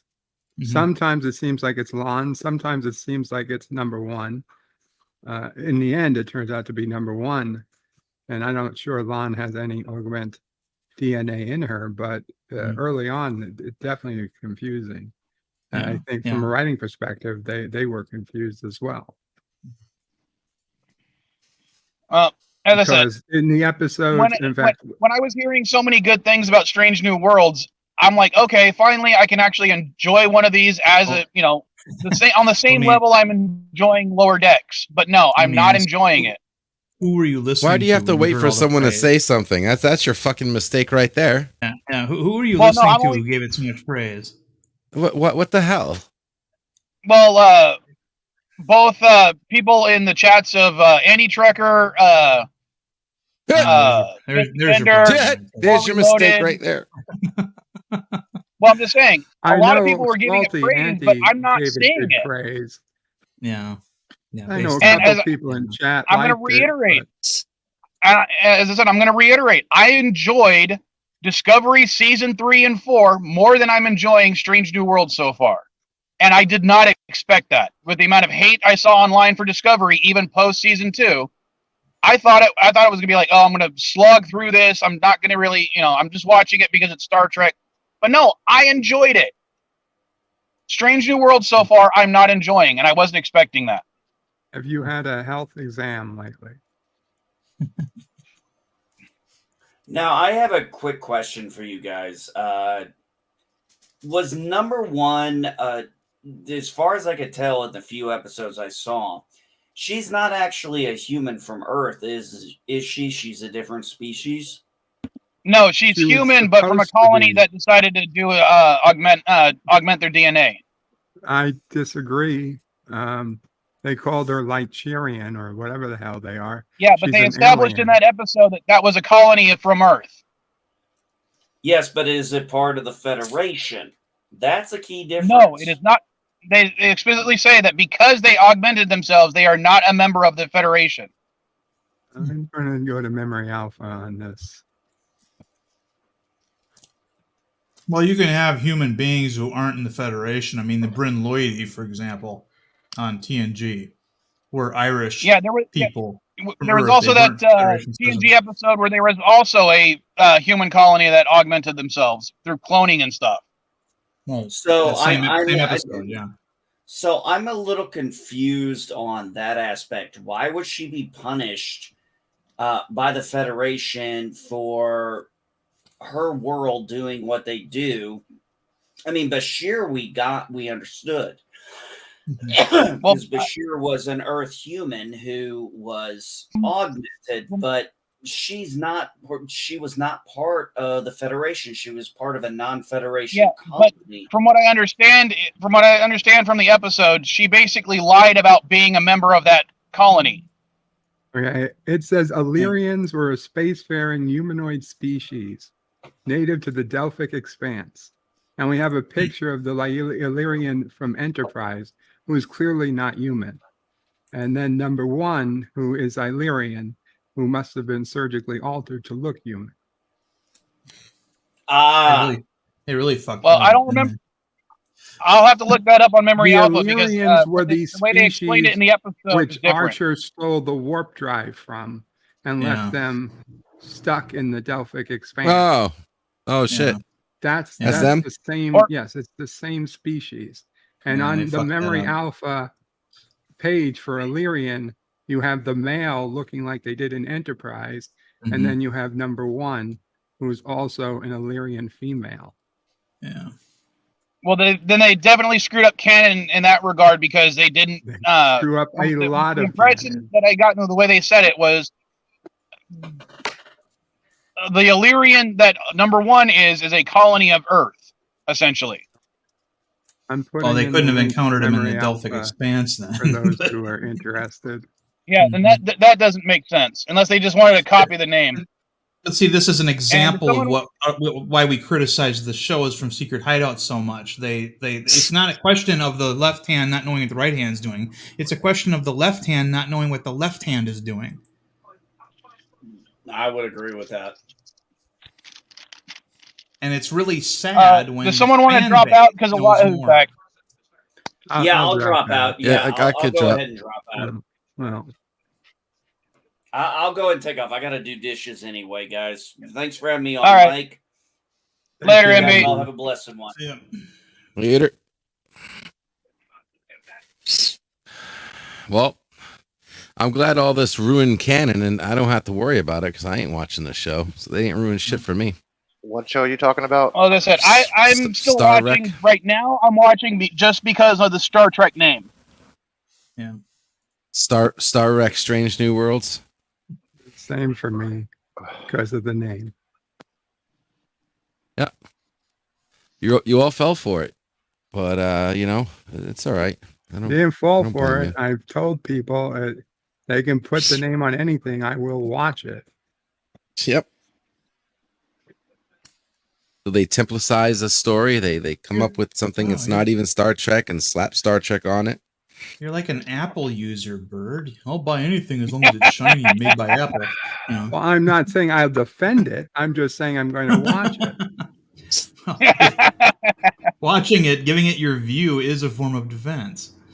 Well, I disagree. I certainly make my opinion much known. Yeah, but when you guys are watching a show, no matter what kind of show or movie it is, and you're actually nitpicking characters and this, you're not enjoying the show. You're watching actors and nitpicking characters. You're not enjoying anything. I wonder if you can pull a Ghostbusters and I think you can complain about it and still enjoy the complaints because we're actually having a discussion. That's a difference. That's what I'm saying. You're No, enjoying we're only having a the discussion show, not the because you're show talking itself. about it right now, dude. I wish we would talk about something else because like we've talked about this a million times over. The name of the Okay, show then we can is talk about how Strange great Worlds. Matrix 4 was if you want. How great my foot goes up your ass. How about that? How awesome WandaVision! How awesome WandaVision set up future Marvel productions. I mean, I can talk about that, Y'all too. blow me. I want to talk about something actually interesting, guys. Very funny. Haha. Florida's banned in 1984 from its reading list from schools. I'm not going to talk about that right now. I want to talk about fiction. I don't want to talk too much about real world stuff. Because if I talk about real world stuff, I'm just going to be mad the rest of the day. Yeah, It's like Star Trek is Star Trek fiction. That's what new Star Trek is. Star Trek new Trek is Trek fiction. Okay. It's Old all Trek fiction. fiction. All Star Trek is also fiction, Activision. LGD. Say what? All Star Trek is What? fiction. No. It's a box in a box. So it's Star Trek fiction. Yeah, it's like watching the final episode of Enterprise where it all took place on a holodeck. Yeah. Oh God, that's another episode that just sucks. And the show deserved a better finale than that. I'm sorry, it did. Absolutely. But Berman and Braga had to jump in and take the reins away from Manny Kodo just so they could have that last thing where they have the space, the final frontier, spoken by the three captains of the franchise that said it, or were on the Enterprise or whatever. So. Now, one thing I will give praise for Strange New Worlds, its opening sequence for the title credits and stuff is freaking awesome. They're better than the line sketch the Discovery had. It'd be better if they said where no man has gone before, but it's not bad. Well, to me, that, as I said, that one word change doesn't bug me at all. But it negates the entire purpose. The whole point What do you mean is it to negates meet, the you entire can't meet purpose? new people and go where no one has gone before. Those are mutually exclusive. You can meet new species and go where no human has gone before. That's perfectly, that makes sense. Yeah, but I think that's understood to be human.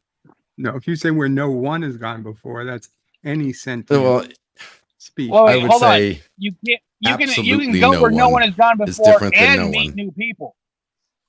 Yeah. Just not at the same time. I get what you're. Yeah. No, I get the logic, but then The you clauses are not can't. mutually exclusive. So Admiral Byrd basically went where no one has gone before, not where no man has gone before, but with Antarctica. It's like Why are you the bringing up Admiral Byrd? Because Admiral Byrd has nothing to do with our conversation. Why are you bringing it up? Because when he went to Because Discovery, you're trying to bait me, aren't you? No, trying to bait when he me, went for aren't you? Discovery, he said he went where no one has gone before, Yeah, not where no I got man you has all gone figured before. out, Elihu. You're not. Well, he was right. Nobody had gone down to the South Pole. Yeah, no one. There was no people living at the South Pole. Okay. Like if he said no one has Depends ever on who you been talk to the to. Australian outback before, well, that's not true. There are Aborigines living in the Australian Well, no, outback. hold on. That's why I mentioned It would Antarctica. if he had said to meet strange new people or strange new whatever, you know what I mean, meet new peoples and go where no one else has gone before, and then they go to Australia, meet the Aborigines, and then go on to Antarctica.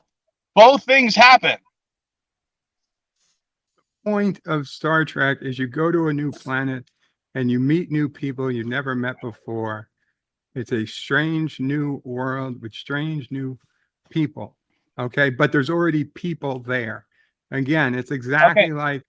But how often like do they go and explore a section of space where no one is at? Very rarely. Oh, there's been a couple of Fairly, those. I say fairly often. Yeah, I mean, I asteroid as belts common. and things like that. I mean, what was that one episode Usually where there's a star TOS where base or an asteroid base or people living inside an asteroid. They don't space amoeba. realize it's a spaceship. Yeah, a space whale. Usually, but often enough they'll be like, "Oh, that's a strange space phenomena. That's a weird nebula. Let's go check out that nebula."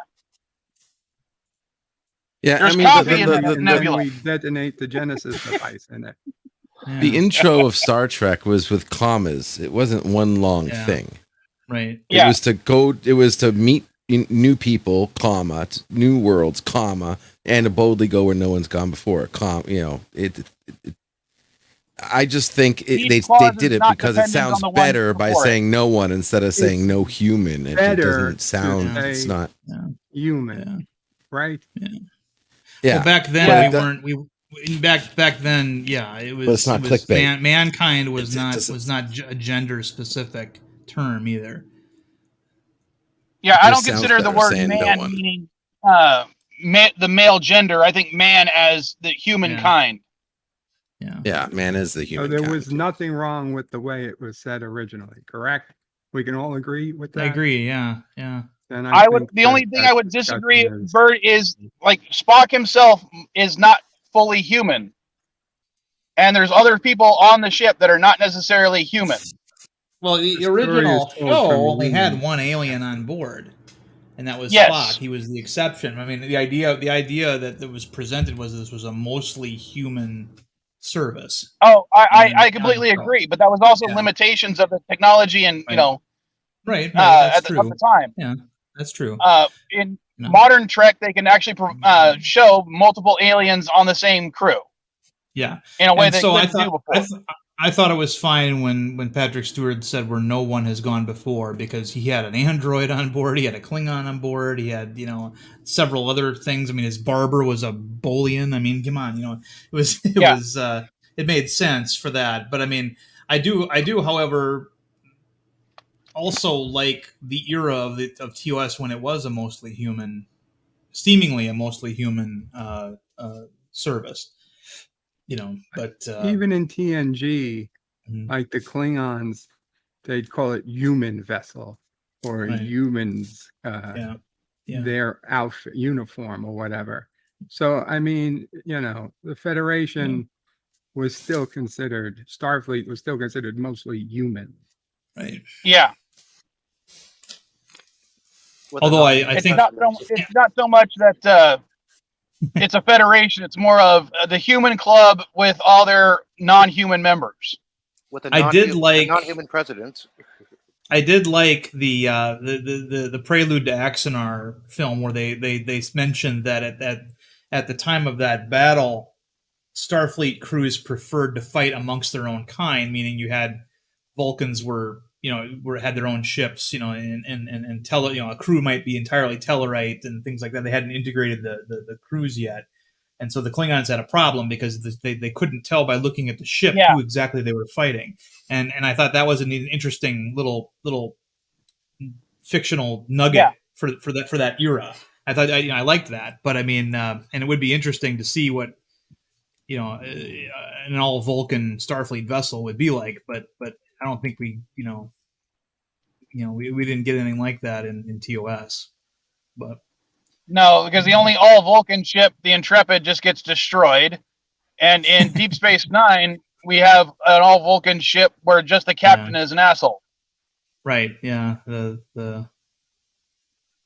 Which was one of my favorite all time. People always say that Deep Space Nine was the dark episode. I'm like, some of the funniest episodes of Star Trek of all time were Deep Space Nine episodes, and I thought that Take Me Out to the Hollow Suite was one of them. What's wrong with the good old? The Magnificent Ferengi is one of my favorite freaking episodes. Oh yeah. Or you are cordially invited. Looking for Parmak in all the wrong places. I mean, they had some really funny. And they weren't it wasn't like Star Trek funny either. It was like actual regular TV show humor type stuff in them. And so yeah, I always say that Deep Space Nine up until that point was the most colorful Star Trek show. I mean, you had TOS obviously that if you didn't watch it on a black and white television, you saw a lot of blues and reds and yellows. They were trying to sell color TVs back then. But TNG was like a vision in beige. I mean, that was like total 80s, neutral color, kind of stuff, even though they all had the brightly colored costumes. The surroundings, were all beige. Then you get to Deep Space Nine and you go on the promenade and there's brightly colored flags of all different colors hanging from the rafters. You got different shops with different color schemes and things. People were wearing outrageous clothes. Quark's clothes were weird, so were Garrick's. And I just, and overall, I think even though, yes, Deep Space Nine had some very dark moments, it also had some of the lightest moments in Star Trek. So I call it the colorful show. Yeah, and I think that's the thing with most Star Trek is it tends to be a mostly serious show with occasional comedy episodes. And I think that's one of the things I like about Lower Decks is it's a comedy show with some slightly serious episodes. Now, see, I have not warmed up at all to the premise of Lower Decks. I don't think that Star Trek should make fun of itself, especially when you're not making very good live action stuff on the side. The humor is, I think, beneath the quality of Star Trek. But when I watch Lower Decks, to me, when they talk about the continuity, when you're talking about continuity and all the issues that you're having with Discovery and Strange New Worlds and Picard and stuff like that, Lower Decks does it right because they respect the established continuity in ways that they don't, not necessarily making fun of the past, but they're building on it and then cracking a joke at the same time. Yeah. See, and that's the type of stuff I like. I prefer they do one or the other. I don't. Yeah. It's like if Secret Highway was producing outstanding Star Trek material and they wanted to do a show where they poke fun at it on the side, I'd be fine with that. But since they're not producing outstanding live action material, it comes off as just throwing salt on the wound for me. I'm happy to get anything half decent. Lower Decks is the only thing half decent. I'm kind of disappointed that Eagle lost. Sorry. Go ahead.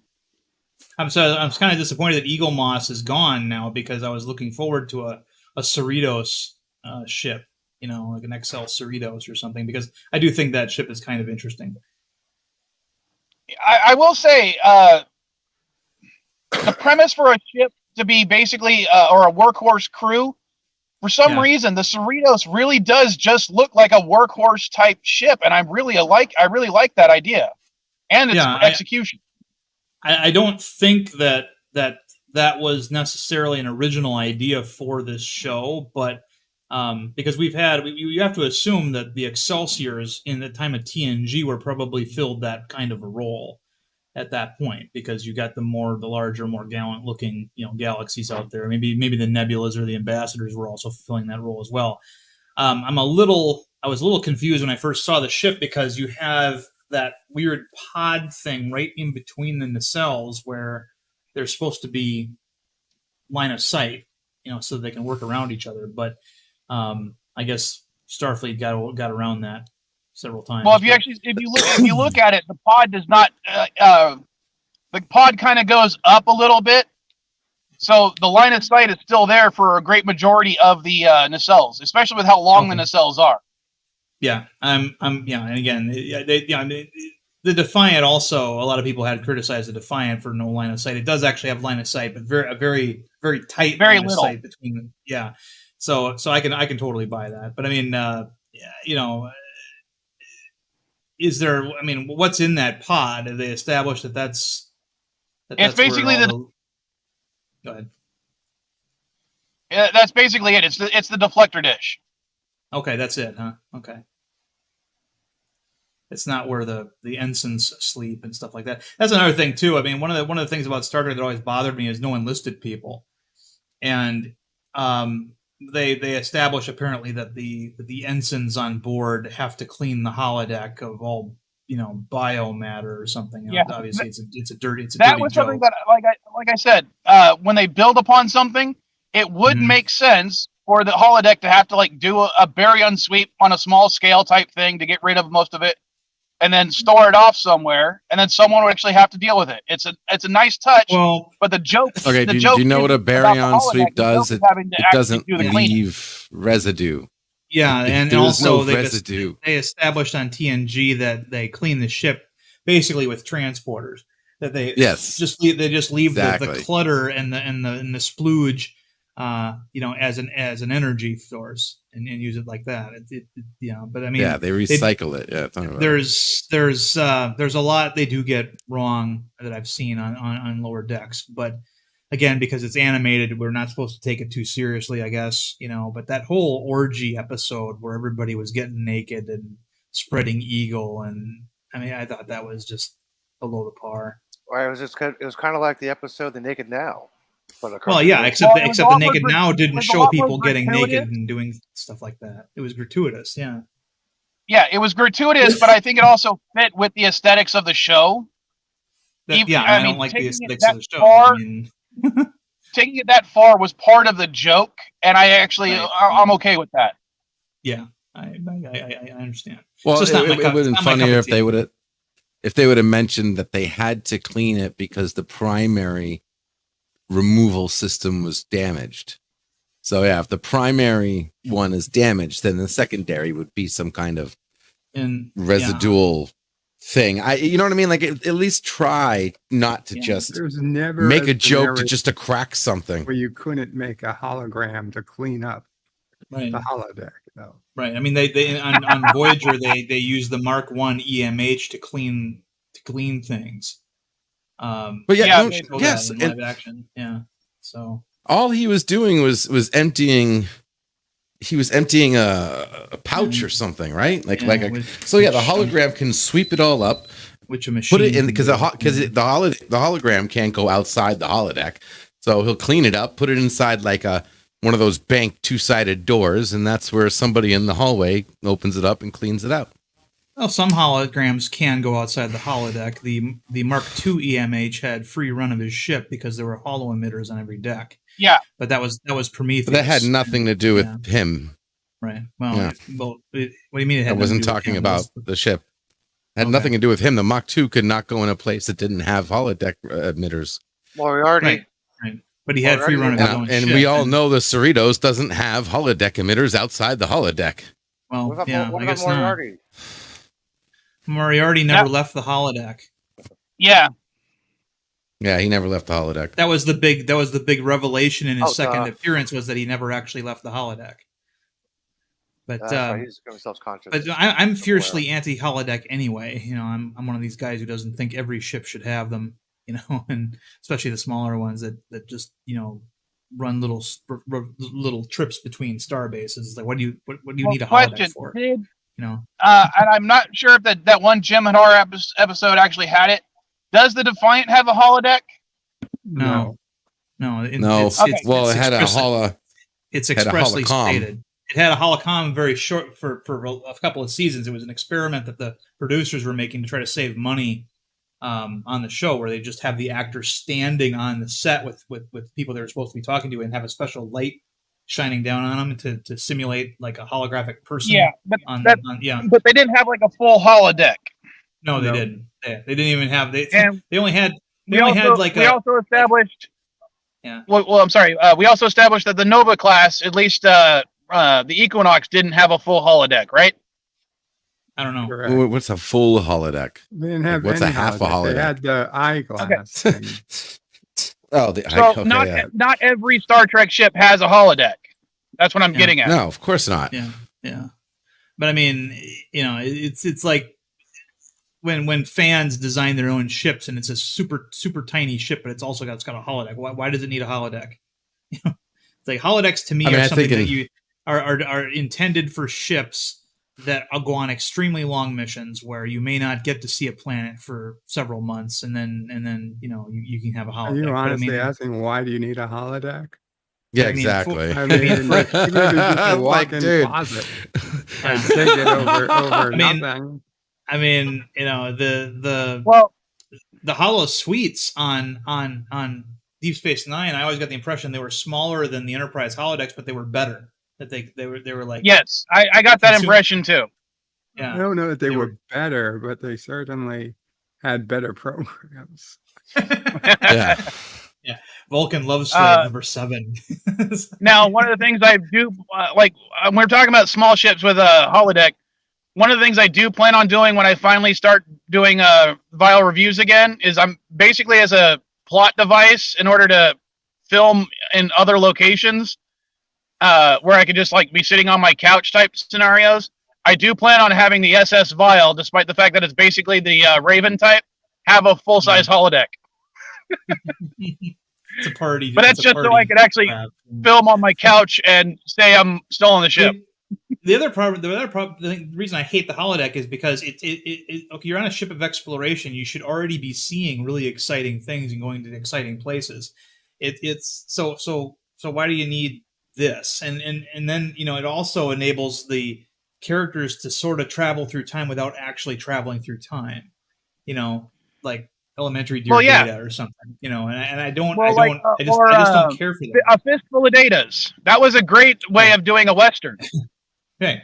Yeah, when the holodeck malfunctions, it becomes fun, but in its every day-to-day use, I just don't see the point as much. You know. Well, see, I can definitely see if you're stuck on a starship for a long period of time and you're not seeing the outside world, I can see people going stir crazy. Darren, how did you cope with that on the submarine? A book and movies. I mean, that was one of the things that made Enterprise so much more real for me. They had movie night, and that's what we had on the sub. We had like a library of movies on DAT tapes, and we had, you know, that's what we did. And again, though, we were only ever underwater for at most 3.5 months. That's 3.5 months more than I was ever underwater. Yeah. Yeah. So, I mean, for a lot of things, I can't imagine being stuck in a tube for that long a period of time. Even if I don't know. That's just me. I want to go walk outside at least a little bit. Oh yeah. Problem with holodecks I have is that there would never be enough of them. Right. I mean, you think of even the Galaxy class which is like what 1,000+ people on board. Yeah. You know, what do they have? 5 holodecks, maybe 6? Maybe. Who knows? It would just they'd always be booked. I mean, yeah. You would basically live your life. You would go to your job just so you could leave your job at the end of the day and go to the holodeck. Not even the Prometheus proved you can make the whole ship holodeck. Your room is a holodeck. No. LDG, no. It said that they just had a hollow emitter. That doesn't mean you can do a full holodeck. It just means that one person could be there. Yeah, I don't think a hollow emitter could allow you to do a whole holodeck in the hallway of a ship. I think it's good enough to let one, maybe two. A hollow quarters, walk. I could totally see that. Yeah, hollow quarters, exactly. Yeah, where I would do hollow quarters. Yeah, absolutely. You got your bed. You got your in obviously a post Nemesis design where you've got but the thing that gets me is that then we see like the rest of the Federation, right? Because we see the Federation mostly through its Navy, right? And if you know anything about regular Navy, is that the technology, for example, on my submarine was nothing like what you could get in the civilian world. I mean, the computer that ran the sonar system took up a whole room, and it was less powerful than a friggin' Palm Pre. Okay? Yeah. I mean, because it was a computer from the 60s. So I'm thinking to myself, how much better should the civilian stuff be? It's like Quark's holosuites. That's why I think that they're better, because he's probably paid a lot more money for them. I mean, I think I get the impression that the Enterprise's holodeck was special. That was a standard of that class. When we first see Riker go on board the holodeck, he's amazed by it. He's never seen a holodeck that nice before. But then again, he's also been in Starfleet for about 10 years. So, has he seen a civilian model? We don't know. But, again, this is just me coming at it from a different perspective. But, I'm fiercely anti-holodeck. I mean, I in my opinion, you can put a holodeck on a star base, one of those big mushroom star bases. They could have a lot of them on there, because then you just if you want to go on a holodeck, you just wait until we get to port, and then you can book time on their holodeck, just like you book time at a gym, Yeah, I'm with you, except for one thing that was shown on screen. If you watched Our Man Bashir, and he literally, it was paste and glue special holodeck parts that was holding that together. Well, yeah, Quark, but you can have a great LDG. You can have a great computer that's held together by duct tape and spit. I mean, but Darren said he pays extra for top of the line, perfect.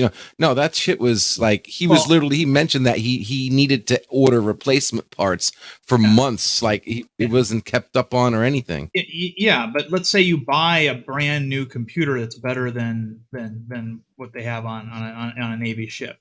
It can still break down. You can still need parts for it, but you're talking about maintenance, not design. I'm talking about design and quality of the product. And his holodecks, I mean, he used them to make money. They were running all the time. And of course, he's also going to try to make them as profitable as he can. So he's got Rom trying to keep them working with spit and baling wire. That is true, but still, their capabilities seem to be a lot better than what we saw on the Enterprise D, in my opinion. I mean, yes, they still ran into the same kind of transporter problems, like Our Man Bashir, for example, where Kira became a Russian and stuff. But and you could fit a lot more people in the. That's another thing. They were cramped. Good old Cardassian. Yeah, I think the only issue I really had with. Go ahead, Bird. That was Elihu. Go ahead, Bird. I said good old fashioned Cardassian technology.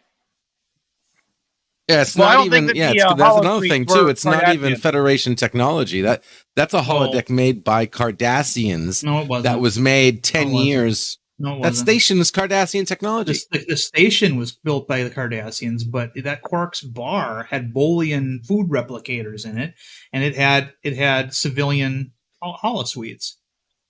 Yeah, I think Quark had them put in after the fact. Yeah.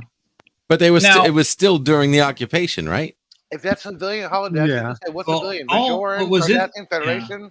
what was interesting to me was that Quark, basically his holosuites were known as basically a holographic brothel. But then when the Federation moves in, all of a sudden they want the holodecks to simulate like the Alamo and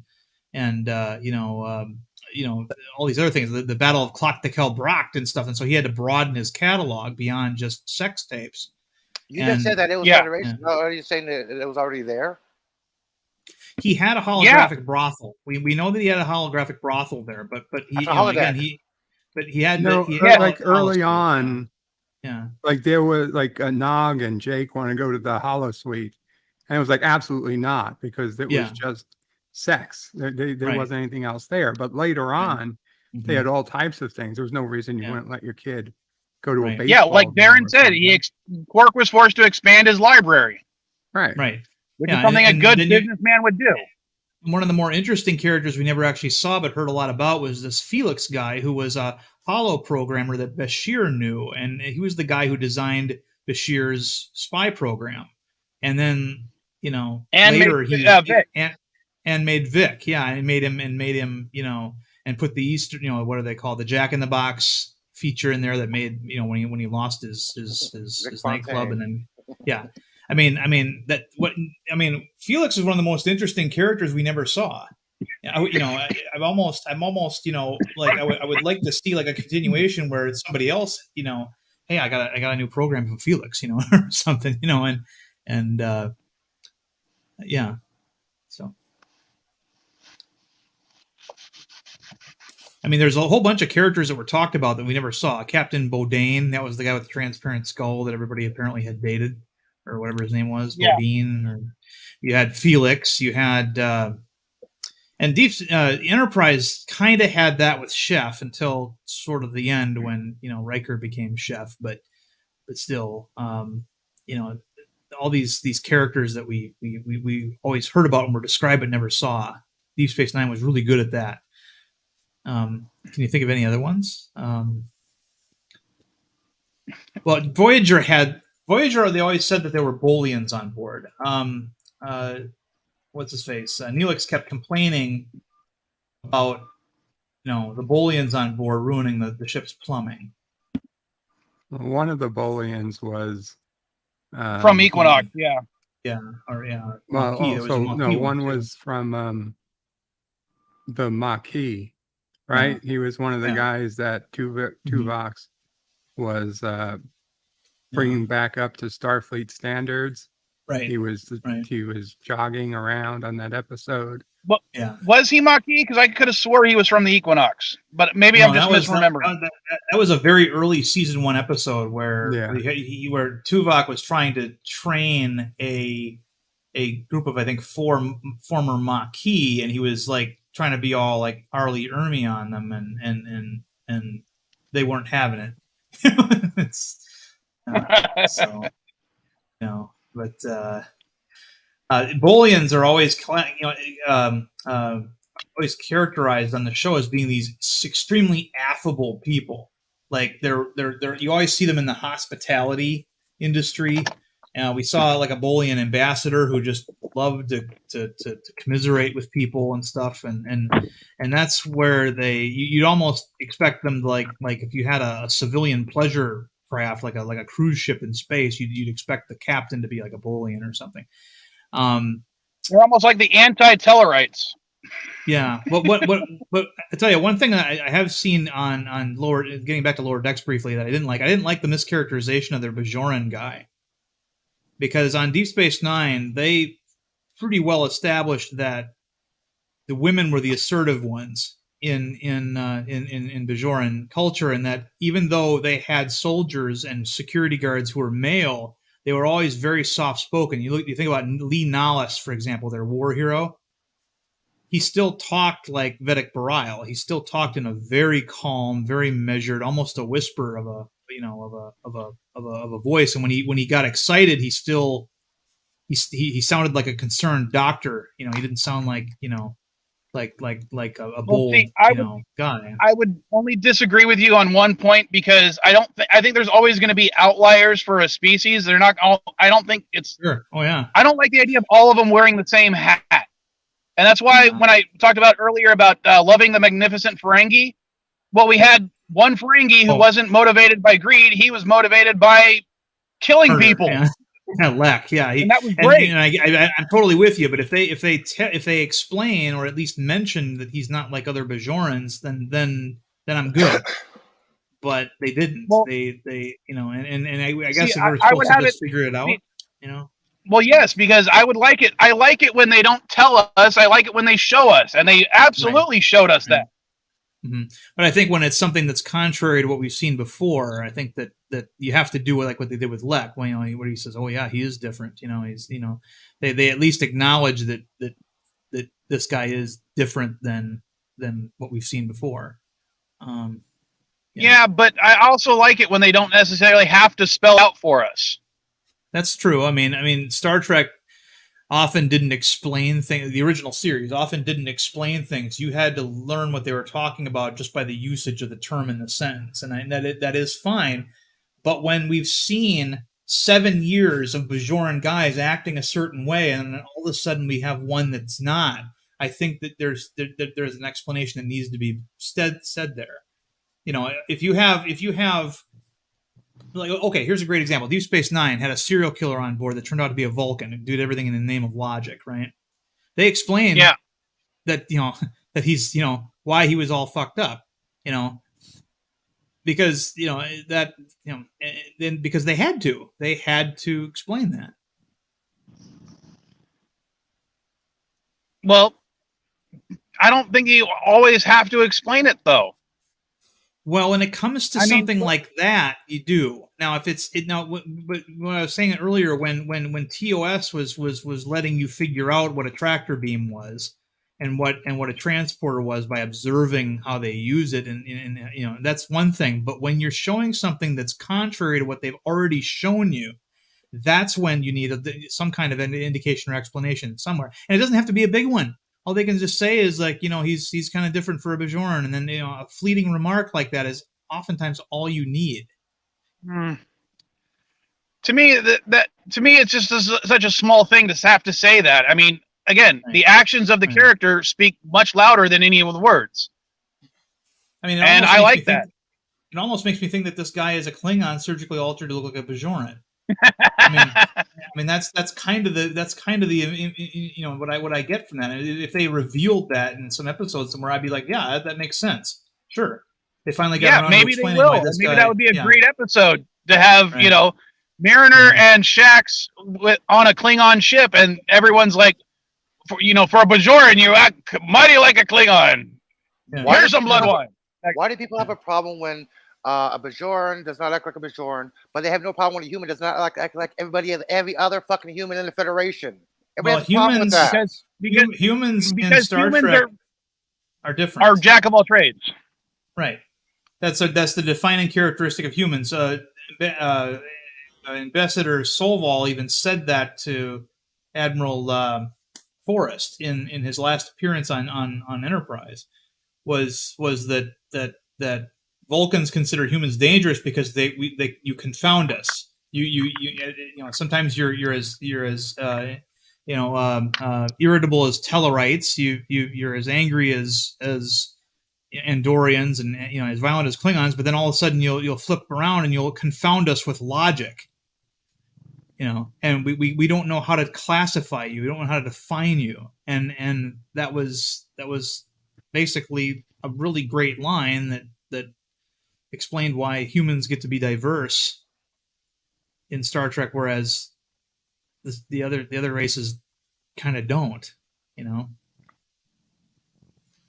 And because that's the humans are the only aliens we actually know, to put it in a weird way. Exactly. Yeah. I mean, even today we have humans that are vastly different cultures across this planet. Even as globally united as we are, we're still different peoples all across. Right.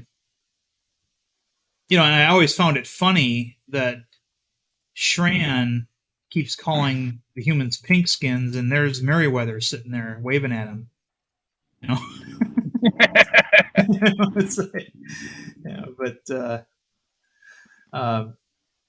like the Ferengi, for example, when they see a human, like you wonder if they when they look at Cisco and they look at O'Brien, like walking down the promenade together, if they can tell the two of them apart. I never liked. Sorry, yeah. go ahead. Sorry, no, it's fine. I was done. Go ahead. It's fine. Mark does say all humans look the same. I was going to say, I never liked the fact that Ferengis will talk about humanoids, but they'll say human, not humanoid. I always found that annoying. Yeah. Humans. Yeah. Yeah, human to humanoid. I found that annoying. Yeah. To me, that was just a quirk of the basically the universal translator. Yeah, which they have in their ear. That was another thing that I liked, was that they established that they wear theirs inside their ears, and they never really explained where the human officers. Like, I always thought it was in their communicators, but just to point to NB's comment, the killer on Voyager was Bajoran. We're talking about the killer on DS9. He was Vulcan. Yeah, he was Vulcan. I did I say Voyager? I no, meant you Deep said no, you said Deep Space Nine. Oh, okay, gotcha. Yeah, NB just put Voyager. There's two serial killers. But also, Brad Dourif. Yeah, to bring up that particular Bajoran, remember, he was Lon Suter was not a spiritual Bajoran. He was one of the first times we came across a Bajoran that wasn't all about the prophets. He was more about getting revenge on because I think he was a former Maquis member, and he was just more about killing Cardassians for what they did to his people. He still wasn't a religious person. Mm-hmm. There was a huge missed opportunity there with what's her face, who turned out to be a Cardassian. Seska. Seska, yeah. Having a Cardassian on board would have been. You want drama? I mean, they couldn't even tolerate the Doctor using a holographic image of a Cardassian in one episode.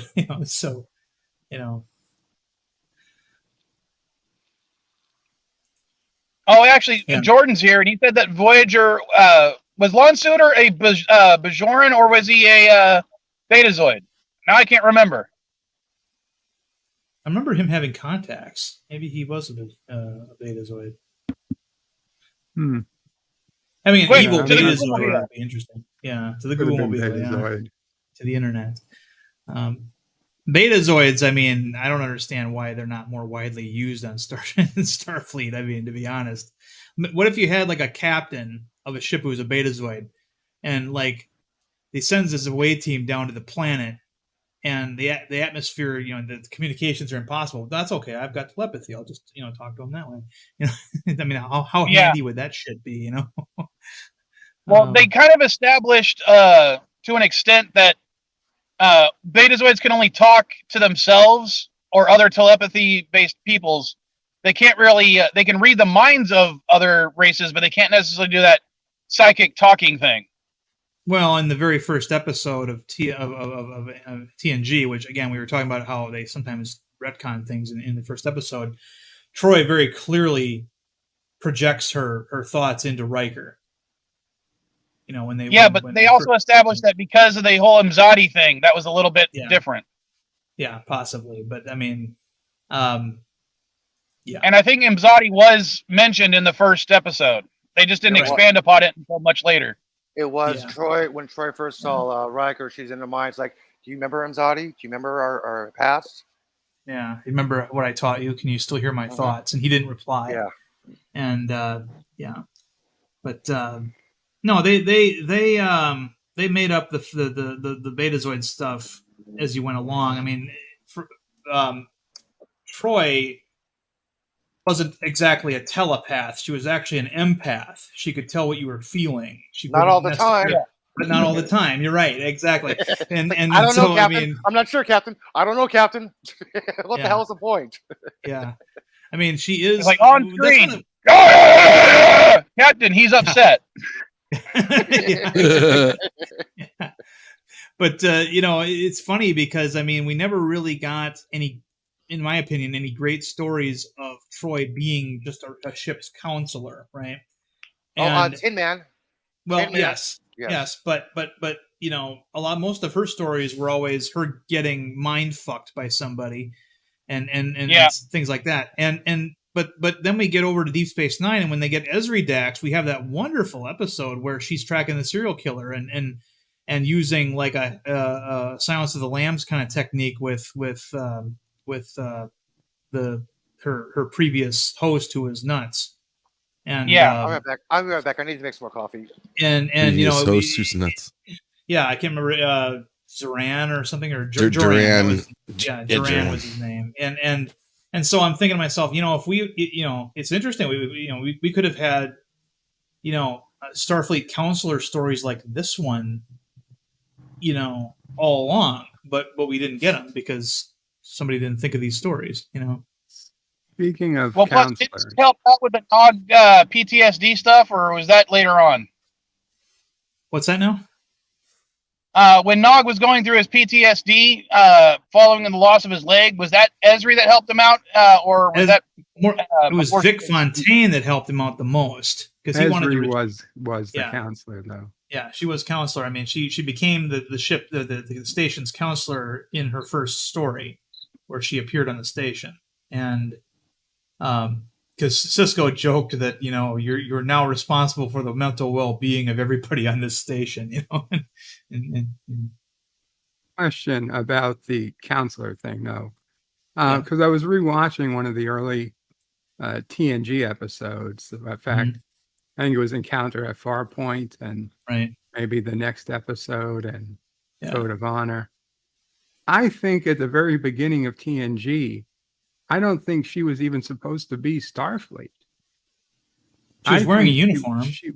I don't think she was wearing a uniform. She was wearing clothing. I thought she wore the scan for the first couple episodes. In the pilot, she looked like a cheerleader. She wore the skirt uniform, and then that's what I'm saying. Was that supposed to be a uniform? Yes, because men also wore that uniform in the and also if you look closely, Tasha Yar wore the dress uniform for the last shot in the pilot. Okay. So yeah, it was a uniform, but and I missed that uniform. I kind of liked it, but not on guys. I liked it on the girls. And that was a Roddenberry 60s touch. I could easily see wanting to wear one, especially if you're on a hot desert planet, wearing a scant. Yeah. Because, you know, that way you got some breeziness going through. Dude, you never been in the desert. You need to actually cover up every single scan to stay hydrated in the desert. You don't want to have loose skin everywhere. No, you want to be covered up, man. Yeah. I don't know. I prefer wearing shorts in hot weather. As long as you're not wearing a jacket with it. But the thing about a desert is it's what defines a desert is not heat. It's the lack of precipitation. Precipitation. Yeah. So that's why Antarctica is the largest you're going to dry out if you're exposed. But getting back to the uniforms, you know, obviously those were Roddenberry, you know, insisted upon uniforms, and they tossed them out after the pilot for the most part. When the guys wore them, I thought they looked like they were wearing shorts, but when the girls wore them, they looked like dresses or skirts, you know. And guys wore skirts as well in the pilot episode.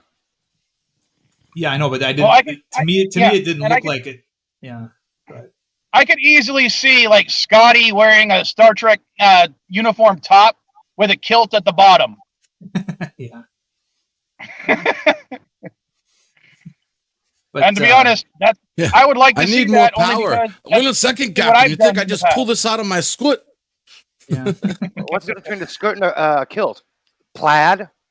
So if a guy was wearing plaid, it'd be a kilt. If it wasn't wearing a solid coat, it'd be a skirt, right? Yeah. No, there was just I don't know. I remember when I saw that the one officer guy walking down the passageway with the skirt. He didn't look like a skirt to me when he wore it. It looked like he was just wearing shorts.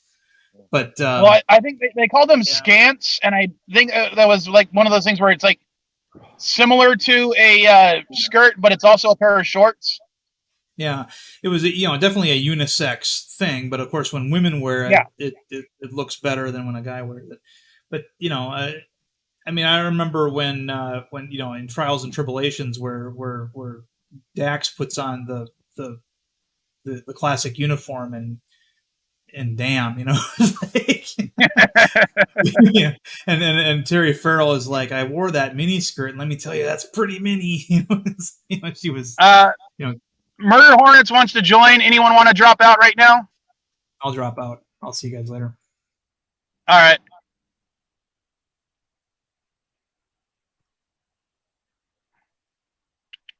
Let's go ahead and bring him up, even though I'm probably only going to be up for another few minutes. What's up? How you doing, boss? Chilling. How are things in Mexico? He's Texan, not Mexican. Looks like it's about to storm here. No, I know he goes down to Mexico sometimes. But oh wait, it's Sunday. You're not. Well, Going so do I, but I'm not Yeah, I'm like Mexican. I didn't say Mexico. I'm like I said, a how's Mexico? mile from the border. Same here. Cool.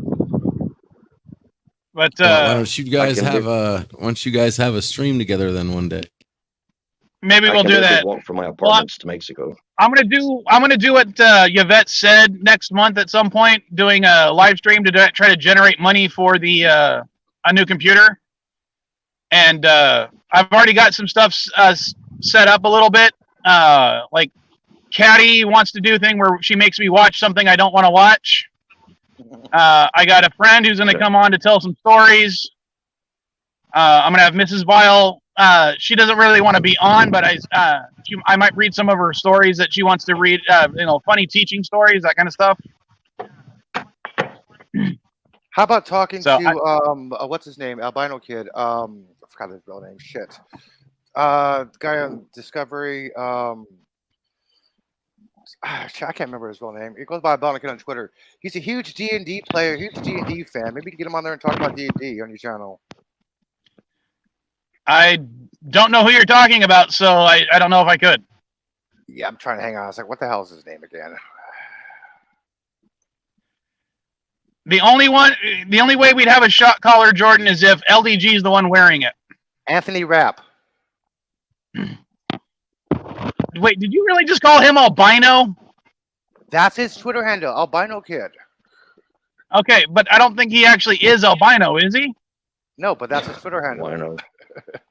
Okay, but I'm like, albino? What albino person are you talking about? This is what Anthony calls himself. Like Dan Brown calls himself Pluto Killer. It's just his handle. If you want to get some stuff, Okay. I would say contact him and don't talk about Star Trek. Talk about D&D. Yeah, it was supposed to be a tropical storm that was supposed to hit yesterday, but like right before it got here, it just fizzled away. Yeah, I'm afraid to Yeah, go to Hawaii and get stuck with a hurricane. When I had to drive out, because I had to go out of state again this week for work, when I was approaching Yuma, there was this huge thunderstorm. I could see all the thunder and lightning up ahead of me. But by the time I got to where I was in Yuma, the storm was nothing but a slight sprinkle. No more habukus. It's man. It does that shit all the time here. It'll like look like a big storm, but like right before it gets here, it fizzles away. And it dissipates. There was some amazing lightning over Phoenix last night. I wonder, that wouldn't have been the same storm. Nope. Never mind.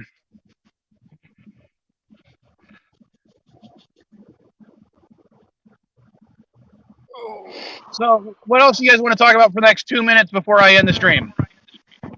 Henry Cavill's going to be in Loki. Who? Henry Cavill.